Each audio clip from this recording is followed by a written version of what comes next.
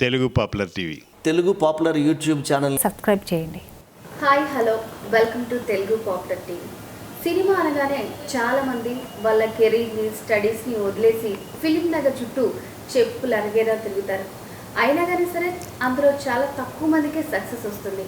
అలా సక్సెస్ అయ్యి హనుమంతు సినిమాతో నంది అవార్డ్ని, అలాగే రెడ్ అలర్ట్ అనే సినిమాతో ఇండియన్ బుక్ ఆఫ్ రికార్డ్స్ని సొంతం చేసుకున్న చంద్రమహేష్ గారు ఈరోజు మనతో ఉన్నారు. వారి సినీ ప్రస్థానం ఎలా మొదలైంది వారి మాటలోనే తెలుసుకుందాం. బట్ స్టూడెంట్స్ అందరూ కూడా ఆయన వెనకాల పడ్డారండి. కోపం ఆ సీన్ చూస్తాను కానీ ఇన్వాల్వ్ అయిపోయాడు నాయుడు గారు. మళ్ళీ ఏమన్నాడండి, మళ్ళీ వేసాను. తర్వాత ఆయన నమస్కారం పెట్టడం మానేశాడు. నన్ను చూసి మొహం తిప్పేసి పోతాడండి. అలా స్టార్ట్ కెమెరా యాక్షన్ అన్న యాక్షన్ నాయుడు గారు ఉలికి పడ్డారండి. ప్రేయసరావే అయిన తర్వాత చిరంజీవి గారు నాతో సినిమా చేద్దాం అన్నారు. ఏం పడ్డారు ఇక్కడ, నీకు ఏం పని, ఇక్కడ ఏం చేస్తారు సార్? ఇలాగా ఆ డబ్బుతో కొన్న వెళ్ళాను. ఇప్పుడు శ్రీహరి గారు ఉంటున్న వెళ్ళాను. ఫిలిం నగర్కి ఏ బస్సు వెళ్తుందంటే 47C వెళ్తుందన్నారు. ఆ బస్సు ఎక్కి నెక్స్ట్ మా కాంపౌండర్ డైరెక్టర్ మహేష్ అండ్ నా పేరు యాక్చువల్గా మహేష్ చంద్ర అండి. ఏంటి ఏమైనా పేరేంటే మహేష్ అండి. మహేష్ డామినేషన్ చేస్తున్నాడు, సురేష్ బాబు పట్టేసాడు, వెంకటేష్ని పట్టేసాడు, ఇలాగ అనుకుంటుండేవారు. నాకు మనసు చూక్కుమందండి. సరే రమ్మన్నాడు కదా, రమ్మన్నాడు, నన్ను కూడా కార్లు ఎక్కించుకోవచ్చు కదా. దాసనారాయణ గారికి కాళ్ళదనాలు పెట్టాలంట. నాకు తెలీదు. సిన్సియర్గా పని చేసుకో, ఇక్కడ డైరెక్టర్ అవుదని అన్నాడు. అంటున్నానే ఫస్ట్ టైం ఆయన కాళ్ళదనం పెట్టాడు. నా ఫ్రెండ్సే నన్ను నమ్మలేదు, నా తల్లిదండ్రులు నమ్మలేదు, ఎవరో నమ్మలేదు. నన్ను నమ్మింది ఒకే ఒక నా వైఫ్. నీకని పిచ్చా, ఎవడో నాకు తెలియదు అంటుంటే ఎలా మాట్లాడతావు, వెళ్ళి అన్నాడు. వాళ్ళ రేషన్ కార్డు తీసుకుని వాళ్ళ దగ్గర నుంచి బియ్యం తెచ్చుకోవడం, కిరోసిన్ తెచ్చుకోవడం, గ్యాస్ స్టవ్ కూడా లేదని నాకు చూసి అలా చూశాను. అన్న ఒక నవ్వు ఇసిరాడు. నేను అమ్మాయి అనుకున్నాను. దర్శకత్వం మహేష్, నిర్మాత డి రామానాయుడు. బాబు భలే ఎస్టినేటర్ బాబు, మీ ఎస్టినేటర్ చాలా బాగుంది రైటింగ్. దిగి అక్కడ టెలిఫోన్ వేరే బూత్ ఉండేది. ఇది టెలిఫోన్ వేరే బూత్. ఇది అందరికీ పాయింట్. ఇది పిల్లలు రసం భోజనం తింటున్నప్పుడు, భార్య తింటున్నప్పుడు నేను ఈ చికెన్ బిర్యానీ తింటాను, నాకు ఇష్టం లేదు సార్. ఓకే ఓకే ఓకే పెట్టండి. రేపు మాత్రం నాకు రిలాగైతే మాత్రం ఒప్పుకొని కాల్ చేస్తున్నట్టు అన్నాడు సురేష్. నమస్తే సార్. నమస్తే అండి. ఎలా ఉన్నారు? చాలా బాగున్నాను, హ్యాపీ అండి, వెరీ హ్యాపీ. ఓకే సార్, ఇప్పుడు నేను ఇంట్రోలో చెప్పినట్టు నిజంగా సినిమా అనగానే ఫిలిం నగర్ చుట్టూ చాలామంది వాళ్ళ చెప్పులు అరిగిపోయేలాగా తిరుగుతారు. అందులో సక్సెస్ అయిన వాళ్ళు తక్కువ మంది ఉంటారు, అందులో మీరు. అసలు మీరు ఎలా మీ సినీ ప్రస్థానం మొదలు పెట్టారు? చాలామంది అంటుంటారు ఒక సినిమా పోస్ట్ చూసి అందులో నేను డైరెక్టర్గాను, హీరోగాను, అట్లీస్ట్ అసిస్టెంట్ డైరెక్టర్గాను ఉండాలని అనుకుంటూ ఉంటారు. సో మిమ్మల్ని అలా ఇన్స్పైర్ చేసింది ఎవరు? అసలు మీ స్టార్టింగ్ ఎలా జరిగింది? నేను చిన్నప్పుడు మంచి స్టూడెంట్ అండి. 7th క్లాసు తాలూకాకి ఫస్ట్ వచ్చిందండి నాకు 7th క్లాసు. అలా 10th క్లాస్ ఫస్ట్ క్లాస్ స్టూడెంట్ని. ఇంటర్మీడియట్కి వచ్చాను. ఇంటర్మీడియట్ మా పెద్దాపురంలో చదివాను. పెద్దాపురం మహారాణి కాలేజ్ అండి. బాగా ఫేమస్ అండి, బాగా ఫేమస్ అండి ఆ కాలేజ్ అండి. ఆ కాలేజ్ నుంచే స్టూడెంట్ కింద ఉండి చదువుకున్న నారాయణమూర్తి గారు. ఆయన అప్పటికి పెద్ద పాపులర్ కాదు, చిన్న చిన్న వేషాలు వేస్తుండేవారు. బట్ కాలేజీలో గ్రేట్గా చెప్పేవారు ఆయన గురించి. ఒకసారి ఆయన కాలేజీకి వస్తే జనం విపరీతంగా ఎగబడ్డారు మనం. ఆ తర్వాత నాకు కూడా ఇంట్రెస్ట్ అనిపించింది. అదే కాలేజీలో ఆ సంవత్సరం ఒక యానివర్సరీ డే ఫంక్షన్ చేశారు మనం. ఆ కాలేజీ నుంచి చదువుకుని బయటికి వెళ్ళిన సెలబ్రిటీస్ అందరినీ పిలిచారు. దాంట్లో పోలీస్ ఆఫీసర్స్ ఉన్నారు, పెద్ద పెద్ద ఆఫీసర్స్ ఉన్నారండి, డాక్టర్స్ ఉన్నారు, అంత పెద్ద కేటగిరీలో ఉన్న వాళ్ళు ఉన్నారండి. అలాగే నారాయణమూర్తి గారు ఉన్నారు. వాళ్ళందరితో పోల్చుకుంటే నారాయణమూర్తి గారు ఫైనాన్షియల్గా చాలా వీక్ అండి. అంటే అక్కడ ఆ రోజు అక్కడ పొజిషన్. బట్ స్టూడెంట్స్ అందరూ కూడా ఆయన వెనకాల పడ్డారండి.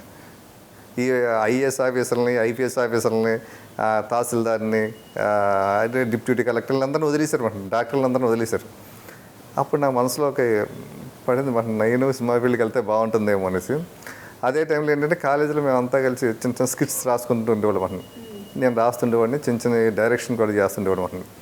చేస్తుంటే అందరూ బాగుంది బాగుంది అనేవారు అని. ఇంకా నాలో ఇంకా ఫ్రెండ్స్ బాగా ఎంకరేజ్ చేశారు. దాంతో ఇంకా నేను అప్పటికి బాగా చదువుతున్న ఫస్ట్ ఇయర్ బాగా చదివాను. సెకండ్ ఇయర్కి వచ్చేటప్పటికి ఇంకా నేను చదువు మీద కాన్సన్ట్రేషన్ పోయింది. డైలీ సినిమాలు చూడడం.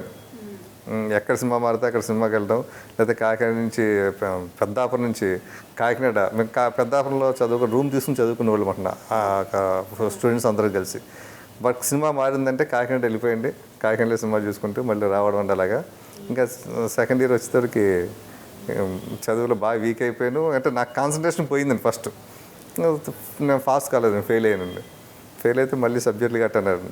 నేను కట్టనండి, నాకు ఇష్టం లేదు, నేను చదవను. నేను నాకు సినిమా ఫీల్డ్కి వెళ్ళిపోవాలందంటే సరే అనేసి అప్పుడు ఏం చేశారంటే నారాయణమూర్తి గారు మాకు ఫ్యామిలీకి తెలిసిన బాగానే. అంటే నారాయణమూర్తి గారు మా తాతగారు ఎడ్యుకేషన్ అంటే మా టీచర్ అండి, మా తాతగారు హిందీ టీచర్ మాట. ఆయన దగ్గర నారాయణమూర్తి గారు చదువుకున్నారు.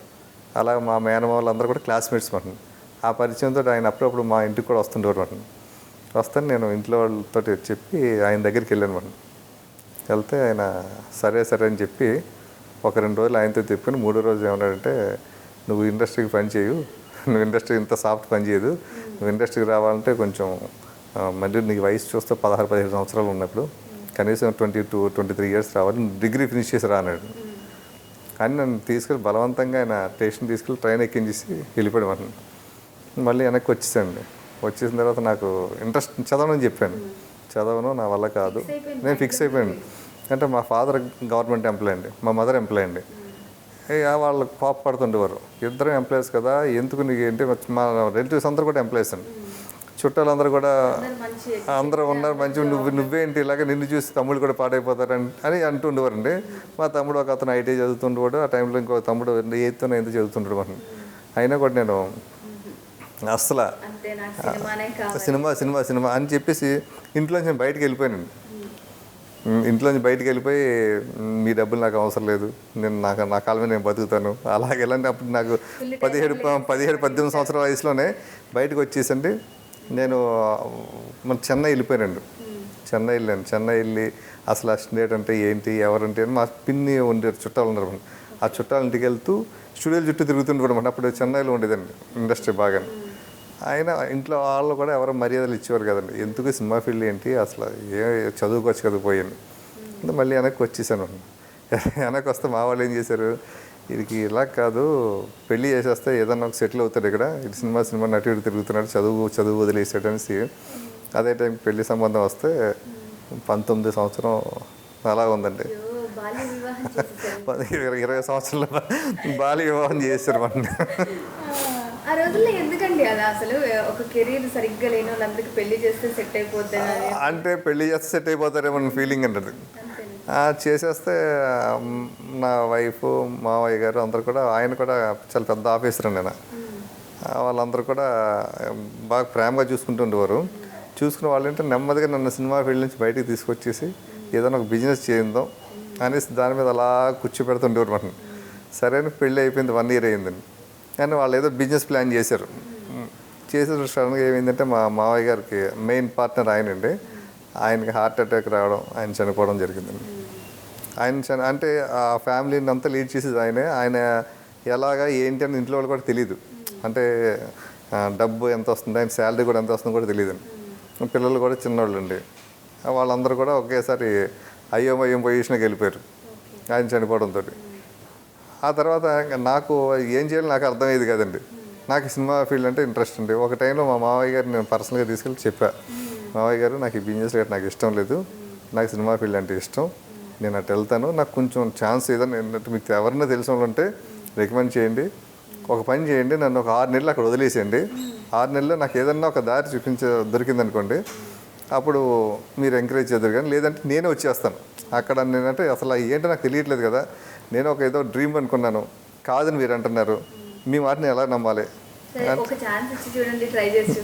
అంటే మా మావయ్య గారు ఇంట్రెస్ట్ చూపించారు. ఇంట్రెస్ట్ చూపించారు. అయితే ఓకే సరే అలాగే రండి అన్నారు. అనేసి ఆయన ఆయనకు తెలిసిన ఫ్రెండ్స్ ఎవరో ఉన్నారండి, ఎంకరేజ్ చేద్దాం అంటున్నారు. ఈ లోపల చనిపోయాడు. చనిపోవడంతో మళ్ళీ వెనక్కి వచ్చేసింది, రివర్స్ అయిందండి. ఒక 2-3 years ఊర్లో ఉండిపోయిన వాటిని. ఈ లోపల నాకు తెలియకుండా పిల్లలు పుట్టి వచ్చేసారండి, ఒక అమ్మాయిని. అదండి. దాంతో ఏమైందంటే పిల్లలు ఉన్నారు, నాకు సంపాదన లేదు. తర్వాత ఒక అమ్మాయి అండి. మా అత్తగారిని ఎవరు అడిగినా కూడా ఏం చేస్తారు మీ వెళ్ళాడంటే ఆవిడ బ్లాంక్గా చూడడం, ఖాళీ అని చెప్పడం. ఆ తర్వాత కొంతకాలం మా ఫాదర్ కూడా చనిపోయాడు. చనిపోయిన తర్వాత మా మదర్ని అందరూ అడుగుతుంటారు, మీ పెద్ద అబ్బాయి ఏం చేస్తున్నాడు, పెద్ద కొడుకు మన ఇంట్లో. ఆవిడ బ్లాంక్గా చూడడం. ఇంకా వాళ్ళ యొక్క ఫ్రస్ట్రేషన్స్, కోపాలన్నీ నా మీద, నేను లేకపోతే పిల్లల మీద చూపిస్తుండేవారు. అలాగే దాంతో నా వైఫ్ కొంచెం ఒక రకమైన ఫీలింగ్ వచ్చిందండి. వచ్చి అసలు నా వైఫ్ ఒకరోజు నా మీద ఫైర్ ఫైర్ అయ్యి మీకు ఇంట్రెస్ట్ కదా, మరి వెళ్ళిపోవచ్చు కదా సినిమా ఫీల్డ్కి. వెళ్ళి అక్కడ మీరు 6 నెలలు అడిగారు కదా, 6 నెలలు గట్టిగా మీరు ఏం చేస్తారో చేసుకోండి. 6 నెలల తర్వాత అప్పుడు మనకు బాగుంటే ఉందాం, లేదంటే వెనక్కి వచ్చేద్దాం. అంటే ఉందాం అంటే ఏంటి, నేను ఒక్కడనే వెళ్తాను, నువ్వు ఇక్కడే ఉండు, అక్కడికి వెళ్ళి నేను ప్రయత్నం చేస్తానంటే తను ఒప్పుకోలేదు. సమస్య లేదు, ఇద్దరం వెళ్దాం, పిల్లలతోనే వెళ్దాం, 6 నెలలు అక్కడ ఉందాం, సక్సెస్ అయితే ఓకే, సక్సెస్ కాకపోతే వెనక్కి వచ్చేద్దాం. సో అప్పుడు నేనన్నాను, ఇద్దరం వెళ్తున్నాం కదా, నేను ఒక్కడనే అయితే 6 నెలల నుండి సక్సెస్ అయితే నేను తీసుకెళ్దాం అనుకున్నా, సక్సెస్ కాకపోతే నేను వెనక్కి వచ్చేసేవాడిని. ఇప్పుడు ఇద్దరు వెళ్తున్నాం కాబట్టి సక్సెస్ అయినా సక్సెస్ అవ్వకపోయినా అక్కడ ఉండాలి. వెనక్కి వస్తే ఇంకా మామూలుగా ఉండదు. మరి దానికి నీకు ఇష్టమేనా, మన పొజిషన్, నువ్వు ఇక్కడ మీకు సొంత ఇల్లు ఉంది, నాకు సొంత ఇల్లు ఉంది, ఇవన్నీ మర్చిపో, అక్కడ మన పనులు మనమే చేసుకోవాలి, అన్నీ అంటే తెస్తా వచ్చేస్తాను. మా వైఫ్ వాళ్ళ ఇల్లు చాలా పెద్ద ఇల్లు ఉంటుంది. ఇక్కడ ఇంత పెద్ద ఇల్లు, ఇంత విశాలమైన రూములు, డబుల్ గట్లు ఉండవు, అక్కడ చిన్న రూమ్ తీసుకోవాలంట. సరే నేను వెళ్తాను ఒకసారి హైదరాబాదు అని చెప్పేసి నేను హైదరాబాద్ వచ్చేసాను అనమాట. హైదరాబాద్ రావడానికి ముందు ఏంటంటే నాకు నా రామానాయుడు గారు అంటే చాలా గౌరవం, భక్తి. నేను ఒక ఏకలవ్య శిష్యును అయిపోయిన మాట ఆయనకి.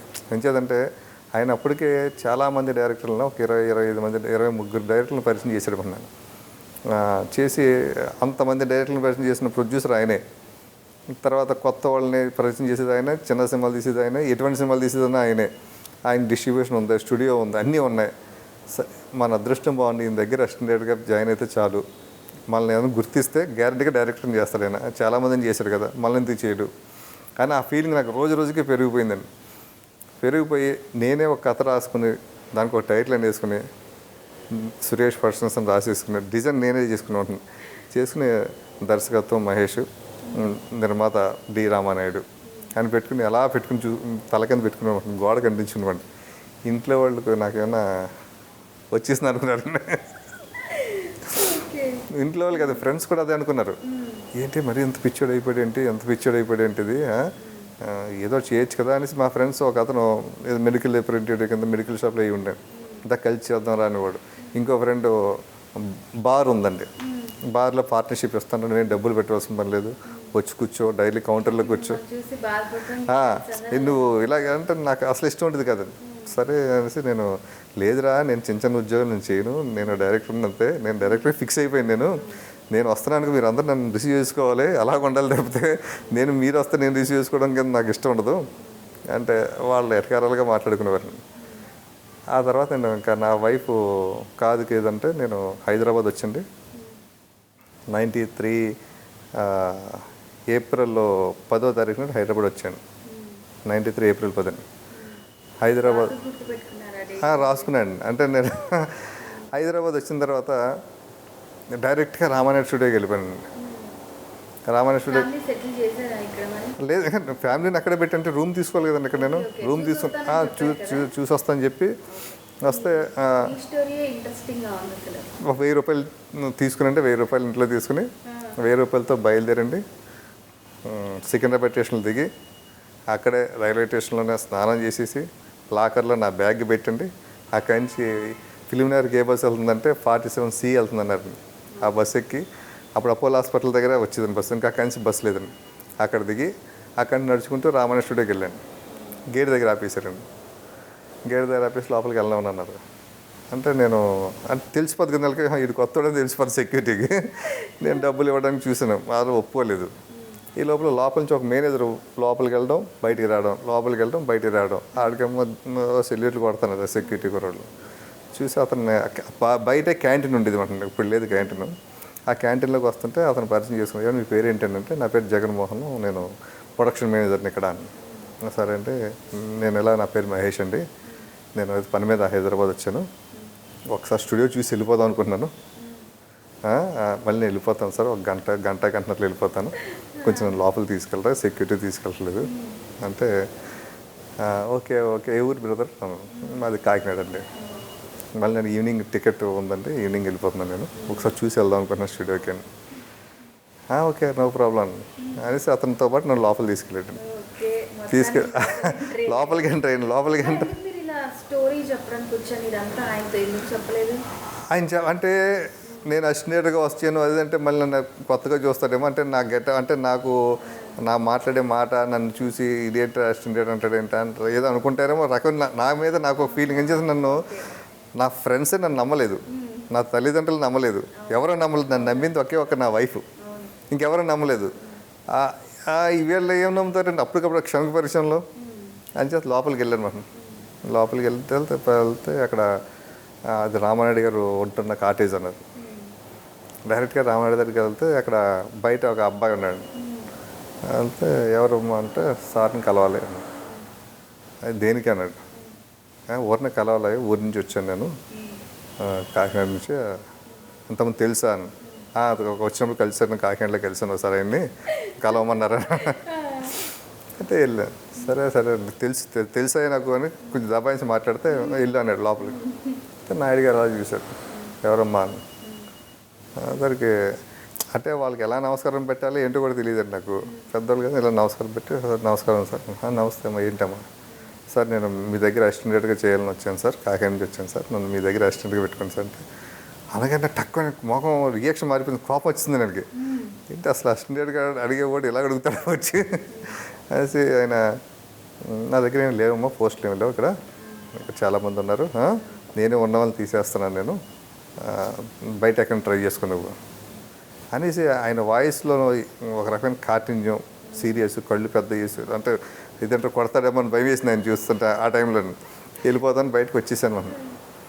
బయటకు వచ్చేస్తే పైన షూటింగ్ జరుగుతుందండి, మేజర్ చంద్రకాంత్ సినిమా, రాఘవేంద్ర గారు షూటింగ్ జరుగుతుందండి. సరే షూటింగ్ చూస్తున్నాను. అలాగే నేను సాయంత్రం వరకు నాకు టైం ఉంది. చూస్తుంటే సరిగ్గా 12:30 టైంకి సురేష్ బాబు గారు వచ్చారు అక్కడికి. వస్తుంటే పైన షూటింగ్ చూస్తున్నాను జరుగుతుందండి. నన్ను మోహన్ బాబు గారి మీద, రమ్యకృష్ణ గారి మీద సీనియర్ చేస్తున్నారు, బయటికి పంపించారండి. ఇప్పుడు చూడన్నారు కదా సెట్లో ఒకసారి వెళ్ళిపోండి బయటకు వెళ్ళిపోయాను. నేను బయటకు వచ్చేసానండి. బయటకు వస్తే నన్ను చూసి నేను సురేష్ బాబు అసిస్టెంట్ అనుకుంటా ఏంటో తెలియదండి. నేను హడావుడిగా అలా తిరుగుతుంటే సురేష్ బాబు బాబు నమస్కారం సార్, అందరూ నమస్కారం ఇలా అంటున్నా. నేను నమస్తే బాబు అన్నాను. ఏంటమ్మా డైరెక్ట్గా ఉన్నారా అన్నాను. డైరెక్ట్గా అంటే నాకు అన్నీ రాఘవేంద్ర గారు అనుకో లోపల ఉన్నారు సార్, ఎవరెవరు ఆర్టిస్టులు అన్నాను. మోహన్ బాబు గారు, రమ్యకృష్ణ గారు. Okay sir excuse me sir, ఏంటమ్మా సార్ మీ దగ్గర అసిస్టెంట్గా చేస్తాను సార్. నువ్వు ఆయన దగ్గర చేస్తున్నా బెటర్ కదా, పెద్ద డైరెక్టర్ కదా అని నాకు మైండ్లో అంటే నేను అసిస్టెంట్ అనేసుకుంటాను అనమాట. అయితే నాకు గెటప్ అసిస్టెంట్గా ఉందన్నమాట. ఓకే అనేసి అంటే సార్ నేను మీ సంస్థలో చేయాలనుకుంటున్నాను సార్ అంటే. మా సంస్థలో చేయాలంటే నువ్వు ఎక్కడ ఉంటావు నువ్వు అన్నాడు. మళ్ళీ నాకు ఇది ఎక్కడ ఉంటానంటే ఆయన దగ్గర అసిస్టెంట్ అంటే ఆయన చెన్నైలో ఉంటున్నాడు కాబట్టి అక్కడ ఉండాలి చెప్పాలని చిన్న అబద్ధం ఆడేసి చెన్నైలో ఉంటున్నాను సార్, మేము చెన్నైలో పెట్టుకోమ్మా అన్నాడు. మేము ఎక్కడున్న వాళ్ళు పెట్టుకుంటాం అన్నాడు. సరే ఇక్కడ షిఫ్ట్ అయిపోతే పెట్టుకుంటారా సార్, ఆ షిఫ్ట్ ఎంత కనిపించు అన్నాడు. షిఫ్ట్ ఎంత కనిపించు అంటే అమ్మాయ్య సురేష్ బాబు గారు అసిస్టెంట్గా పెట్టేసుకుంటారు అని ఒక ధైర్యంతో అదే రోజు అని బయటకు వస్తే స్టూడియోలో లోపల మేకప్ కుర్రాడు తిరుగుతాడు మనం. అతను బయటకు వస్తుంటే నేను అతన్ని అడిగా. అతని పేరు మామిడిపల్లి శ్రీనివాస్ అండి, ఇప్పుడు జూనియర్ ఎన్టీఆర్ దగ్గర పర్సనల్ మేకప్ మెన్లో ఉన్నాడు. తను అడిగా, శ్రీనివాస్ మీది ఏ ఊరంటే మాది అమలాపురం ఉన్నానండి. సరే బాబు నాది కాకినాడ, ఒకే జిల్లా వాళ్ళని అంటే ఏంటండి నేను ఇక్కడ అసిస్టెంట్గా జాయిన్ అయిపోయాను ఈ స్టూడియోలోను, నేను ఉండడానికి ఎక్కడ బాగుంటుంది, ఏ ఏరియా తెలియదు నాకు, హైదరాబాద్ కొత్త నాకు అంటే ఈ పక్కన దర్గా ఉందండి కానీ రూట్ లేదు, స్టూడియోలో కింద దిగాలి, సినిమా వాళ్ళందరూ ఎక్కువ కృష్ణానగర్లో ఉంటున్నారు, నేను కూడా కృష్ణానగర్లో ఉంటున్నాను, అక్కడైతే బెటర్ అని. అయితే నన్ను అక్కడ తీసుకెళ్తావు కృష్ణానగర్ సార్ పదరా అని ఇద్దరం కలిసి బస్ ఎక్కి కృష్ణానగర్లో దిగామని. దిగి అక్కడ టెలిఫోన్ వేరే బూత్ ఉండేది, ఇది టెలిఫోన్ వేరే బూత్, ఇది అందరికీ పాయింట్ ఇది అనేసి ఇక్కడి నుంచి ఇక్కడే ఉంటాయి చూసుకోండి, ఇవన్నీ ఎక్కడన్నా రూములు దొరుకుతాయేమో చూసుకోండి చూసుకొని చెప్పేసి ఒక్క కూరని పరిచయం చేశాడండి. అక్కడే వస్తే ఏమైనా రూమ్లు ఉంటే చెప్పి అతనికి పాపం చూస్తున్నాడు ఈయన అంటే సరే ఓకే ఓకే అని చెప్పి అతను వెనకాల ఒక రూమ్ ఒకటి ఉంది, టెలిఫోన్ వేరే బూత్ బ్యాక్ సైడ్ మనం ఉందరా అని తీసుకెళ్ళాడు. మనం తీసుకెళ్తే చూశాను ఒకే ఒక్క రూమ్, చిన్న రూమ్ ఉండే అది. ఆ టైంలో మా కాకినాడలో అయితే 70 రూపాయలు 80 రూపాయలు ఉంటుంది, అంతకన్నా ఎక్కువ ఉండదండి. వాళ్ళని అడిగితే 350 రూపాయలు అన్నారండి. ఒకే రూమ్ 350 రూపాయల అవి అని మనసులో అనుకుని అంటే కాదని అంటే లేదండి వేరే వాళ్ళు కూడా అడిగారు, ఇప్పుడు ఒక గంట క్రితం వచ్చాడు రేపు వస్తా అన్నారు అంటే అడ్వాన్స్ అని ఇచ్చారంటే ఇవ్వలేదండి. సరే ఇంక పక్కన ఒకరు అన్నాడు, ఎందుకు మళ్ళీ మీకు ఇప్పుడు ఏం తిరుగుతారు, తీసేసుకోండి తర్వాత మారుద్దరు కానీ ఇక్కడ ఇంతే రేట్లు, ఎందుకని తక్కువ రేట్లు రావు అన్నాడు. 350 రూపాయలు అడ్వాన్స్ ఇచ్చిండు వాళ్ళకి. వాళ్ళ అడ్రస్ తీసుకునండి. అదే రోజు మళ్ళీ ఈవినింగ్ నేను కాకినాడ వెళ్ళిపోయాను. వెళ్ళిపోయి నెక్స్ట్ డే మార్నింగ్ నా వైఫ్కి చెప్పా, నేను సురేష్ బాబు గారిని కలిశాను, నన్ను అసిస్టెంట్గా పెట్టేసుకున్నాడు, నువ్వు హైదరాబాద్ వచ్చేసే వచ్చింది కలు అన్నాడు అని చెప్తే అప్పుడు మా వాళ్ళు సరే సరే అంటే, నాకు ఆస్ట్రాలజీ అంటే నాకు ఇంట్రెస్ట్ అండి, జాతకాలు ఏంటని. ఒక పంతులు గారి దగ్గరికి వెళ్తే నా ముహూర్తం కూడా పెట్టాడు. ఈ టైంలో ముహూర్తం పెట్టాను, నాకు జాతకం చూపించాను. నీకు బాగుందమ్మా, జాతకం బాగుంది, సినిమా ఫీల్డ్లో నువ్వు రాణిస్తావు, వెళ్ళిపో, నువ్వు ఆలోచించవలసిన పని లేదు, నీ ఆలోచన కరెక్ట్ అన్నాడు. ఒక రకమైన ధైర్యం వచ్చింది, మానసిక ధైర్యం వచ్చింది మన, నా ఆలోచన కరెక్ట్ అనేసి. వచ్చేసాండి April 28 నేను హైదరాబాద్ వచ్చాను. ఒక 3 days హ్యాపీగా ఉన్నాను. నా వైఫ్తో చెప్పాను, సామాన్లు అన్నీ సర్దేసుకుని చాలా తక్కువ డబ్బులతో, అంటే తక్కువ డబ్బులు అంటే ఇంట్లో ఇవే ఇచ్చారు, 5,000 ఇచ్చారు. 5,000 ఇస్తే 5,000 తీసుకుని వచ్చేసామంటే, ఒంటి మీద ఇంత 1 గ్రామ్ బంగారం కూడా లేదండి నా వైఫ్ ఒంటి మీద. అంటే నేనే ఇచ్చేయమన్నాను, వద్దు ఈ బంగారాలు గింగారాలు ఏం వద్దు, ఉంటే నేను లేజీ వచ్చాము, సరే ఈ నెల ఉద్యోగం దొరకపోతే ఈ బంగారం అమ్ముకుందాం, ఇది అమ్ముకుందాం, అది అమ్ముకుందాం అనుకోవచ్చాము కదా, వద్దు, సరే ఇలా 5,000 ఇచ్చారు కాబట్టి 5,000తో వెళ్ళిపోదాం మనం అనేసి వచ్చేసామని. వచ్చి కృష్ణానగర్లో 3 రోజులు హ్యాపీగా ఉన్నాండి. అంటే May 2వ తారీఖున స్టూడియోకి వెళ్ళాను సురేష్ బాబుని కలడానికి. నన్ను ఆయన కొత్తగా చూస్తాడు, కిందకే పైకి చూస్తాడు కొత్తగా. సార్ నేను నేను కలిసాను కదా సార్, అసిస్టెంట్గా మీరు షిఫ్ట్ అయిపోతారు అన్నారు కదా 15-20 days బ్యాక్ వచ్చేసంటే, నువ్వెవరో నాకు తెలియదయ్యా అన్నాడు. అదే టైంలో పక్కనే కె మురళీమోహన్ రావు డైరెక్టర్ ఉన్నాడు వాళ్ళని. వాళ్ళు అప్పుడు అనారి అని హిందీ సినిమా తీశారు, తెలుగులో చంటి అని వెంకటేష్ పిక్చర్ వచ్చిందండి, ఆ సినిమా చేశారు. అది ఇంకా ఫినిషింగ్ హడావులో ఉన్నారు, రిలీజ్ హడావులో ఉన్నారు మనల్ని. ఆ డైరెక్టర్ ఆయన ఇద్దరు కూర్చొని మాట్లాడుకుంటున్నారు. వెళ్తే నువ్వెవరో నాకు తెలియదయా అని. అదేంటి సార్ తెలియదు అంటారేంటండి, మీరు హైదరాబాద్ షిఫ్ట్ అయిపోతే పెట్టుకుంటా అన్నారు కదా, కలవమన్నారు కదా అన్న. నీకంటే పిచ్చా, నువ్వెవడో నాకు తెలియదు అంటుంటే ఎలా మాట్లాడతావు, వెళ్ళు అన్నాడు. సరే నేను అలా నిలబడిపోయి వెళ్ళలేదండి, అలా నిలబడిపోయా. ఆయన వెళ్ళిపోయాడండి. వెళ్ళిపోతే కే మురళీమోహన్ దగ్గర వచ్చారండి. ఏంటి అంటే ఇలాగంటే నేను మొన్న అడిగాను సార్, రమ్మన్నారు సార్ అంటే, ఇంతకుముందు ఎక్కడి నుంచి చేసేవాను, ఇక్కడే చేయలేదు సార్, నేను ఇక్కడ చెన్నై అని చెప్పాడంటే చిన్న అబద్ధం ఆడాను. ఆయన అడిగాడు ఇలాగనేసి, నాకు ఇంట్రెస్ట్ అంటే, ఏమై పిచ్చోళ్ళ ఉన్నావా సినిమా ఫీల్డ్ అంటే, ఏమనుకున్నావు నువ్వు ఇక్కడ, ఎప్పుడు వచ్చావు నువ్వు, వచ్చి 1 week వెళ్ళిపో, 1 week అయింది కదా, ఇంకో 1 week శుభ్రంగా భార్య పిల్లలకి జూలు ఇక్కడ ఉన్న ఏమైనా చార్మీర్ అన్నీ చూపించి వెళ్ళిపోండి ఇక్కడ నుంచి, తట్టుకోలేరా ఇక్కడ, మీ వల్ల కాదు, సినిమా ఫీల్డ్ అంటే చాలా కష్టం, చాలా పెద్ద బ్యాక్డ్రాప్ కావాలి, ఇక్కడ బ్యాక్గ్రౌండ్ ఉండాలి, అన్నీ ఉంటేనే పొజిషను. కొన్ని హిట్లు ఇచ్చిన నేనే ఎప్పటికప్పుడు ఎత్తుక్కుంటూ ఉంటాను. అప్పటికైనా కొదమ సింహం, రౌడీల్డు, సంఘర్షణ, కథానాయకుడు, రాముడు భీముడు చాలా సినిమాలు చేసాడు, అన్ని హిట్ సినిమాలు ఎక్కువండి. నేనే కింద మీద పడతానని అయ్యా సినిమాకని. అంచేత నువ్వు నా మాట వెళ్ళిపో, నువ్వు ఇక్కడ కష్టం, ఇండస్ట్రీలో ఉండడం కష్టం. అందరికీ లేదు సార్, నేను ఇక్కడ ఉంటాను సార్, నేను డైరెక్టర్ అవ్వదని వచ్చాను సార్. మీలాగే ఆయన సురేష్ పర్సన్లో డైరెక్టర్, ఆయన ఫస్ట్ చేసిన రామనాయుడు గారు సంఘర్షణ సినిమాతో, మీలాగే నేను ఇక్కడ డైరెక్టర్ అవుతాను అంటే, పిచ్చిలో ఉన్నావా నువ్వు, నీకు ఎవరు చెప్పలేడు అనేసి ఆయన వెళ్ళిపోయాను. వెళ్ళిపోతే ఎలాగా అనేసి నేను వచ్చేసి 3వ తారీఖు నుంచి అండి మళ్ళీ స్టూడియోలో అడిగా, రామానాయుడు గారిని కలాలంటే ఎలాగంటే, రామానాయుడు గారు మార్నింగ్ టైం ఫ్రెష్గా ఉంటారు, తర్వాత మిగతా టైం ఫ్రెష్గా ఉంటారు, తర్వాత ఇక్కడికి స్టూడియోలోకి వచ్చిన దగ్గర నుంచి ఇంకా రకరకాల కేటగిరీలో అన్ని పనులు చూసుకోవడం, ఎవడో ఏదో తప్పు చేస్తుంటాడు, పాపం వచ్చేస్తా ఇరిటేషన్లో ఉంటారు, ఫస్ట్ అవర్లోనూ ఫ్రీగా ఉంటారు ఎవరన్నా సరే. సరే ఆలోచించాం ఫస్ట్ అవర్లో. అలా మళ్ళీ ఇంకొక రోజు వెళ్ళాను, ఆయన ఫ్రెష్గా ఉన్నాడు, వెళ్ళి సార్ నమస్కారం సార్, ఎవరమ్మా అని. అది లేదమ్మా బయట ఎక్కడ ట్రై చేసుకో సార్. అలాగే సార్ మళ్ళీ వచ్చేసాను. ఇలా కాదు, రామానాయుడు గారినే మనం ఆకర్షించాలి, ఆయన దగ్గర డైరెక్టర్ అవ్వాలంటే ముందు అసిస్టెంట్గా జాయిన్ అయిపోవాలి ఇక్కడ, ఆ తర్వాత డైరెక్టర్ తర్వాత చూద్దాం అని చెప్పి నేను ఉండి సరే ఎలాగని ఆలోచించాను. అదే సార్ రామానాయుడు గారు మార్నింగ్ ఎర్లీ వాకింగ్ చేసే అలవాటు ఉందండి. ఆయన మార్నింగ్ 6 o'clock స్టూడియోకి వచ్చి 7 o'clock వరకు స్టూడియోలో రౌండ్ చేసి వాకింగ్ చేసి మళ్ళీ 7 o'clock వెళ్ళిపోతారు. సరే ఈ 6 o'clock మనం స్టూడియోకి వచ్చేద్దాం అని స్టూడియోకి వెళ్తుంటే సెక్యూరిటీ ఆపాడండి.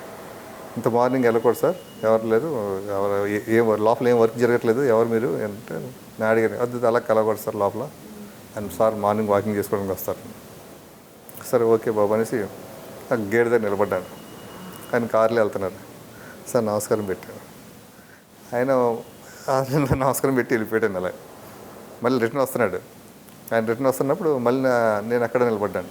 మళ్ళీ నమస్కారం పెట్టి వెళ్ళిపోయాడు. డైలీ ఒకసారి నమస్కారం పెడతాడు కదా, వెళ్తున్నాడు కదా, నేను డైలీ ఇంకా ఆయన నమస్కారం పెట్టేవాడిని. ఎన్ని రోజులు వెళ్ళారు? అలా తర్వాత ఆయన నమస్కారం పెట్టడం మానేశాడు. నన్ను చూసి మొహం తిప్పేసి పోతున్నాడు. అలా ఆయనే డ్రైవింగ్ అండి. ఆయనే డ్రైవింగ్ అలా పోతున్నాడు. 1 month అయిందండి. సరే ఆ సెక్యూరిటీ వాళ్ళు నన్ను అడిగారు, ఎందుకయ్యా నువ్వు రావడాలు పెట్టుకోరాయా అంటే, లేదా నీకు అనవసరం అయ్యా, నిన్నేం అడగట్లేదు, నేను లోపలికి వెళ్తాను అంటలేదు కదా అని. ఆ తర్వాత వాళ్ళు పరిచయం అయ్యారండి. సరే మార్నింగ్ రావడం, 6 గంటలు రావడం, నాయుడు గారికి 7 గంటల వరకు ఉండడం, 2 నమస్కారం, వెళ్ళేటప్పుడు నమస్కారం, వచ్చేటప్పుడు నమస్కారం పెట్టడం, మళ్ళీ ఈవినింగ్ 3 o'clock స్టూడియోకి వచ్చేవాడిని. ఇంకా నన్ను ఎవరు అడిగేవారు కదా, డైరెక్ట్గా సురేష్ బాబు దగ్గరికి వెళ్ళేవాడిని. ఆయన వచ్చేవాడండి. ఆ టైంలో ఆయన రూమ్లోకి వెళ్ళి డోర్ తీసి, సార్ నమస్కారం సార్ అన్న, ఫస్ట్ నమస్కారం, ఎవరమ్మా, ఎట్లయ్యా ఇలా సురేష్ వచ్చేసేవాడిని. అండ్ నేను ఫీల్ అయ్యేవాడిని కదండి, సురేష్ గారు అలాగన్నారు, నేను ఫీల్ అయ్యేవాడిని కదండి. మార్నింగ్ ఆయనకి 3 గంటలకి ఈయనకి నేను చెప్పి వస్తున్నప్పుడల్లా అక్కడ ఒక గంట అలా కూర్చునేవాడిని స్టూడియోలో, అటు ఇటు తిరుగుతుండేవాడిని. కొమ్మనాపల్లి గణపతిరావు గారని ఒక రైటర్ ఉన్నాడు సార్ మేడం, చాలా పెద్ద రైటర్, నవల రైటర్. అప్పుడు ఏంటంటే సురేష్ ప్రొడక్షన్స్లో ఒక సినిమా సిట్టింగ్ జరుగుతుందండి, సూపర్ పోలీస్ అని సినిమా డిస్కషన్ జరుగుతున్నాయి. దానికి కూడా కే మురళీమోహన్ గారు డైరెక్టర్. ఇంకా సినిమా స్టార్ట్ అవ్వలేదు, ఏదో పూజ చేశారండి సినిమా. ఆయన వచ్చి ఆయన డైరెక్ట్ ఎంప్లాయీ అండి, గవర్నమెంట్ ఎంప్లాయీనా. 3 o'clock కరెక్ట్గా వచ్చి 2 o'clock అయిపోయేది ఆఫీస్ ఆయనకి. 3 o'clock డైరెక్ట్గా స్టూడియోకి వచ్చేవారు. సురేష్ బాబు దగ్గరికి వచ్చి ఆయన ఏదో సీన్ చెప్పేసి వెళ్ళిపోతుండేవారు. నేను డైలీ కనపడడం రావడం, ఆయన నన్ను అసిస్టెంట్ ఫిక్స్ అయిపోయాడు. నేను సురేష్ బాబు ఆయన రూమ్లో ఉంటే బాబు నేను బయట కూర్చున్నాడండి. ఆయన బయట కూర్చుంటాను కాబట్టి నేను సురేష్ బాబు అసిస్టెంట్ డైరెక్టర్ ఏమో లేదా సురేష్ బాబు మనిషినేమో అనుకుంటూ ఉండేవాడండి డైలీ. రాగానే నేను ఆయనకు నమస్కారం పెట్టాను. అప్పటికి బాగా పాపులర్ రైటర్ అండి, నవల్స్ మీద ఆయన ఫోటో ఉంటుండేది. దానికి ఆయన కూడా నన్ను చూసి నమస్కారం పెడుతుండేవాడు. మనం మార్నింగ్ ఆయన నాయుడు గారికి, ఈవినింగ్ ఇదండి. ఒకరోజు సడన్గా ఆయన ఏదో సీన్ రాసుకొస్తే ఆయన సురేష్ బాబు చెప్తే సురేష్ బాబు బాగా నచ్చింది సీన్.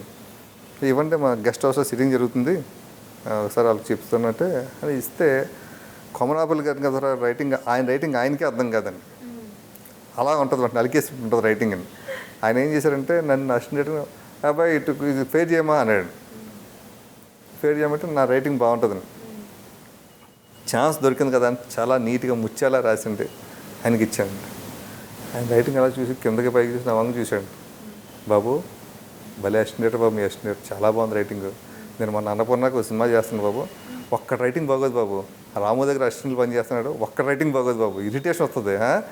మంచి రైటింగ్ అసిస్టెంట్ అంటే ఫస్ట్ మా ప్రథమ లక్షణం రైటింగ్ బాబు, మంచి రైటింగ్ బాబు, పైకి వస్తావా ఆయన వాడిని. నేను అలా నించున్నాను. నించున్నతడికి సురేష్ బాబు, ఇక ఈ కుర్రాడు నా అసిస్టెంట్ కాదు, నన్ను దొబ్బుతున్నట్టు పట్టుకుని మీ రైటింగ్ బాగుంది కదా మీరు తీసుకుపోండి అన్నాడు. ఏమైనా నా దగ్గరికి వస్తా, రాము దగ్గర పెట్టిస్తాను అన్నాడు. అని రామగోపాల్ వర్మ ఆయన బాగా క్లోజ్ మాట. ఆయన సినిమా అప్పుడు ఆ గోవింద ఏదో ఒక సినిమా జరుగుతుందండి, క్షణం సినిమాకి ఆయన పనిచేశారు మాట. దానికి నేను అప్పుడు ఆయన చాలా ఫేమస్ డైరెక్టర్, ఆయన చూడడమే గ్రేట్ అనే టైప్లో ఉండేదండి. కొత్తగా వచ్చే అసిస్టెంట్ డైరెక్టర్లు అందరూ కూడా రామగోపాల్ వర్మ గారిని చూడాలని ఒక ఆతృత ఉండేది. నేను లేదు సార్, నేను ఇక్కడే పని చేస్తాను సార్ అంటే, రామగోపాల్ వర్మ గారిని ఎక్కువని కానీ లేదు సార్, నాకు సురేష్ ప్రొడక్షన్స్ బేస్ సార్, నేను నా డ్రీమ్ సార్ ఇక్కడ పని చేయాలని. అని చేస్తాను ఇక్కడ ఫస్ట్ ఇక్కడే పని చేస్తాను, నేను ఇక్కడే పని చేస్తాను సార్ అని. అంతే సురేష్ బాబు ఒక ఫీల్ అయ్యాడండి కిందకి. అంటే ఇతన్నే తీసుకెళ్ళి రామగోపాల్ దగ్గర పెడతానంటే వద్దు మా దగ్గర అంటున్నాడు కదా అనేసి చూసి సురేష్ బాబు ఒక నిమిషం ఆలోచించి, ఏమయ్యా పని చేయి, సురేష్ గెస్ట్ హౌస్లో డిస్కషన్ జరుగుతుంది అక్కడ రా నువ్వు అన్నాడు. అని చెప్పి వాళ్ళిద్దరు కార్లు వెళ్ళిపోయారు. నాకు మనసు చూక్కుమందండి. సరే రమ్మన్నాడు కదా, నన్ను కూడా కార్లు ఎక్కించుకోవచ్చు కదా.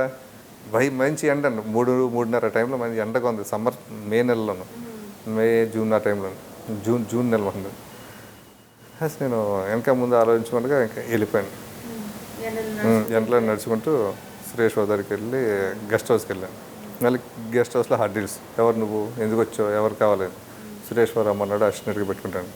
ఇక్కడే 3 మంది అసిస్టెంట్లు ఉన్నారు, మేము అందరూ అసిస్టెంట్ల కోసం తిరుగుతున్నాం, మాకు కాదు మిమ్మల్ని ఎలా పెట్టుకుంటాడని. రమ్మన్నాడు బాబు, సురేష్ బాబు రమ్మన్నాడు. సురేష్ బాబు దగ్గరికి వెళ్ళాను. సురేష్ బాబు చేసి నీకు ఇంగ్లీష్ వచ్చా అన్నాడు. రాదు బాబు అని. హిందీ వచ్చా మాట్లాడ్డా అంటే హిందీ కానీ ఇంగ్లీష్ కానీ మాట్లాడితే నాకు అర్థం అవుతుంది కానీ నేను మాట్లాడలేను బాబు అని. ఓకే టైప్ వచ్చా కనీసం అన్నాడు. అది రాదని. నాకు కొంచెం కొద్ది టైప్ వచ్చింది, అది రాదన్నాను. ఏమొచ్చాయి నీకు? ఇందాక చెప్పాను కదా సార్ నా రైటింగ్ బాగుంటుందని. రైటింగ్ బాగుంటుంది, డిస్కషన్ ఏదన్నా అంటే బాగుందా లేదని చెప్పగలుగుతానండి. ఇది ఇలా అయితే బాగుంటుందేమో, అలాగైతే బాగుంటుందని చెప్పలేకపోవచ్చాము, కానీ ఇది బాగుందా లేదని చెప్పగలుగుతాను. అందరికి ఆలోచించడం. నేను ఎందుకన్నానంటే నాకు ఏది రాదనేసి. అంతకుముందు ఆ స్టూడియోలో ఒక ఆపరేటర్ ఉండేవాడు, సుబ్బారావు అని ఒక అబ్బాయి ఉండేవాడు. ఆ అబ్బాయి డిగ్రీ చేసి వచ్చాడు, బీకామ్ చదువుకుని వచ్చాడు. చదువుకొని వచ్చి అసిస్టెంట్గా వచ్చాడు. ఇంగ్లీషు హిందీ బాగా మాట్లాడతాడు అబ్బాయి. హైదరాబాదు ఇంగ్లీష్ మీడియం అబ్బాయిని.